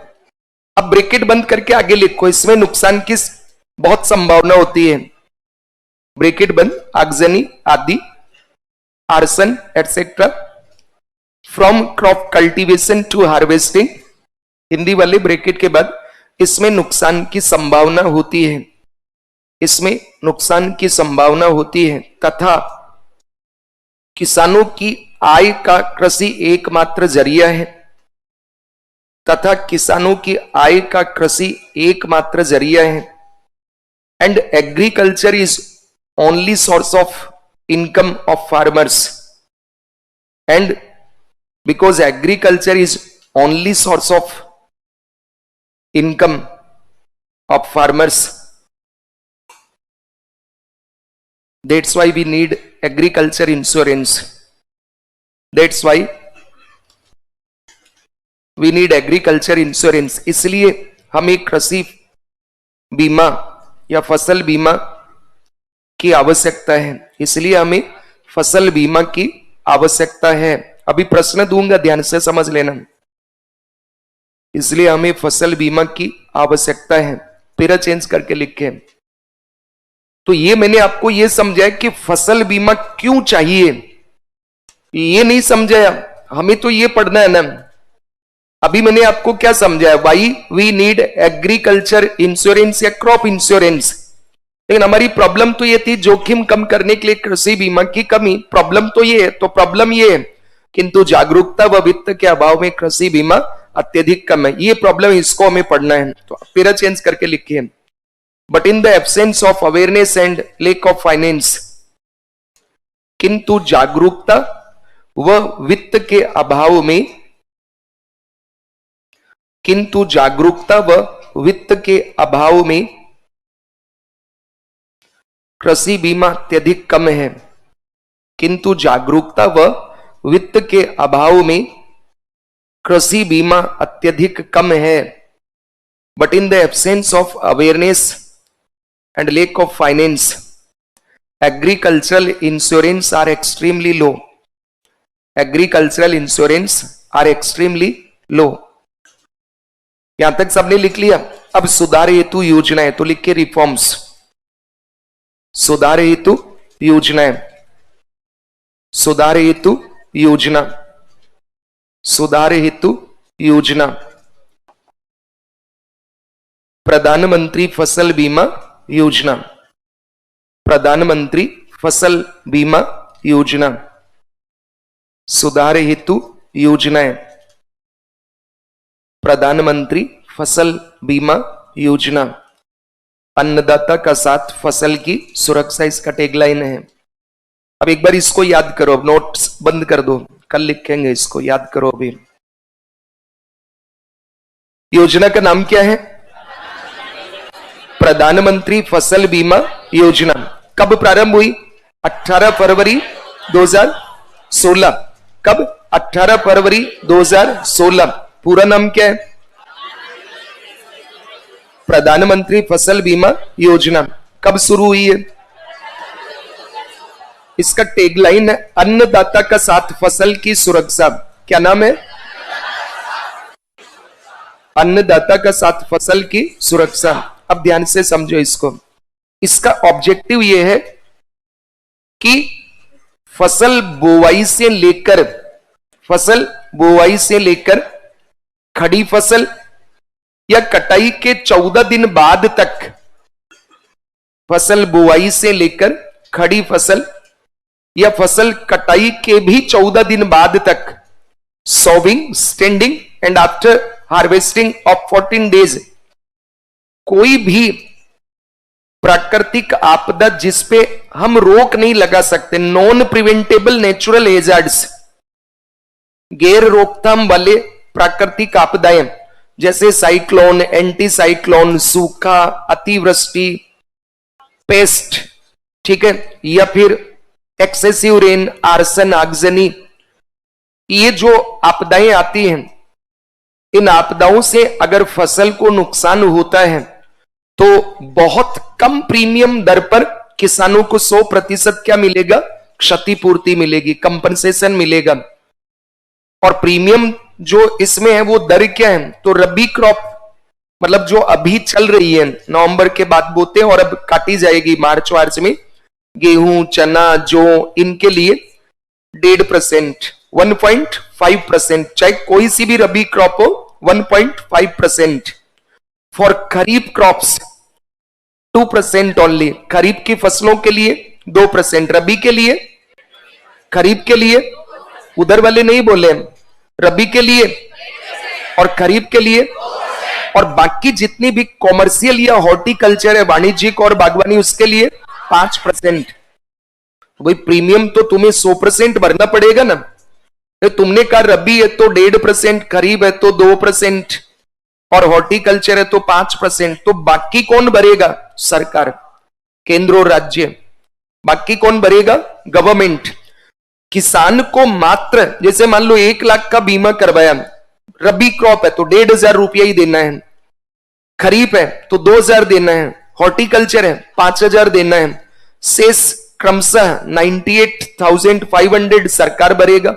शेष रबी खरीफ है तो 98,000 सरकार भरेगी, हॉर्टिकल्चर है या वाणिज्यिक फसल है तो 95,000 सरकार भरेगी। लेकिन अगर पूरी फसल बर्बाद हो गई तो 1 लाख रुपया उसे मिलेगा, यानी 100% कंपनसेशन छोटे से प्रीमियम में। ठीक है, फिर से समझना, खड़ी फसल बुआई से लेकर खड़ी कटाई के 14 दिन बाद तक यदि गैर रोकथाम योग्य किसी आपदा से फसलों को नुकसान होता है तो जितना नुकसान हुआ, मान लो 50% बर्बाद हुआ तो 50% मिलेगा, 40% बर्बाद हुआ तो 40% ही मिलेगा, लेकिन जितना भी नुकसान हुआ उसका 100% क्षतिपूर्ति मिलेगा। और प्रॉब्लम क्या थी? लेक ऑफ फाइनेंस का चिंता मत करो, सरकार देगी। तुम्हें 1.5% देना है, 2% देना है। मेरा ये सुझाव था सरकार से कि माई बाप अगर तुम इतना दे ही रहे हो तो फ्री कर दो सारे किसानों के लिए, क्या 1.5-2% लेना, फ्री करते एकदम कि पूरे किसानों के लिए 100% फ्री होगा। तो ऐसे किसान जो अजागरूकता के कारण, 1500 रुपए के अभाव के कारण, हो सकता है जब प्रीमियम निकल भरना था उस वक्त नहीं थे पैसे, तो खराबा तो उसको भी हो ही रहा है, तो फ्री कर देते यार, कितना फायदा होता किसानों को।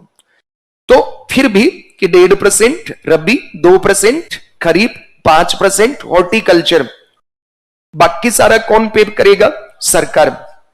अब नुकसान हो गया तो नुकसान का असेसमेंट करने का काम कैसे होगा? तुरंत क्विक असेसमेंट हो, रिमोट सेंसिंग सैटेलाइट से, ड्रोन्स से और रिकॉर्डिंग वीडियो से। तो अगर मान लो नुकसान हुआ तो एक रिमोट सेंसिंग सैटेलाइट होते हैं, remote sensing satellite in the sense कि ये हमारी अर्थ है इस तरह से, इसके नॉर्थ पोल और साउथ पोल में इस तरह से कुछ सैटेलाइट हमने बना रखे हैं जो रिमोट सेंसिंग का काम करते हैं, यानी पृथ्वी के जो लो अर्थ ऑर्बिट है इनमें स्थापित हुए सैटेलाइट जो इसके दोनों और ऐसे मतलब चारों ओर चक्कर लगाते रहते हैं नॉर्थ पोल से साउथ पोल में, और इसके ट्रांसपोंडर्स जो कैमरे वगैरह होते हैं इनसे वीडियो बनाते हैं, इसका कार्टोग्राफी करते हैं इसका। तो आजकल इतने शक्तिशाली हमारे पास सैटेलाइट है जो 1 मीटर से भी छोटा एरिया है उसका भी फोटो ले लेते हैं, वीडियो बना लेते हैं। तो किसी गांव में मान लो फसल को बर्बादी हुआ तो उसका वीडियोग्राफी करेगा, ये सरकार को रिपोर्ट चली जाएगी।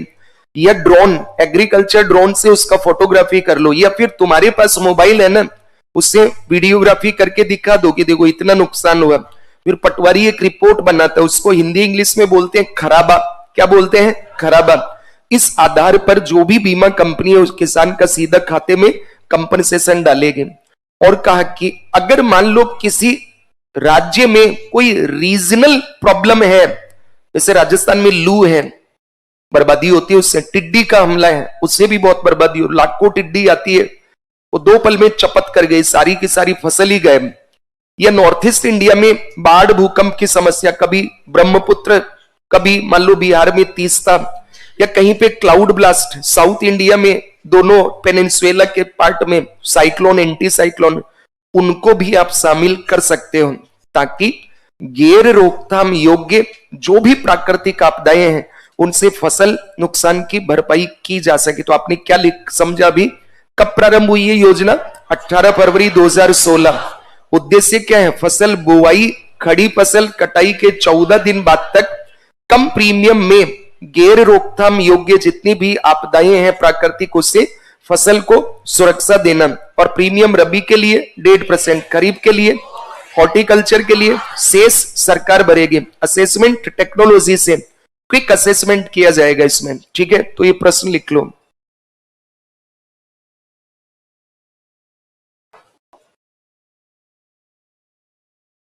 Yes sir.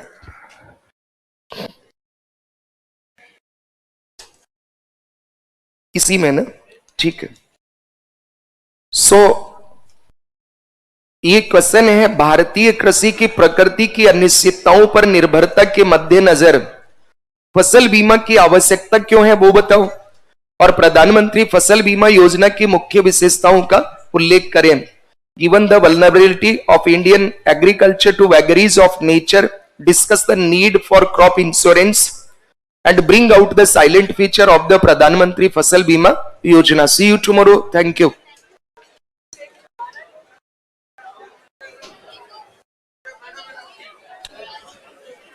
एक मिनट रुक जाओ, बाहर नहीं जाना है ना, 1 मिनट वेट कीजिए। यस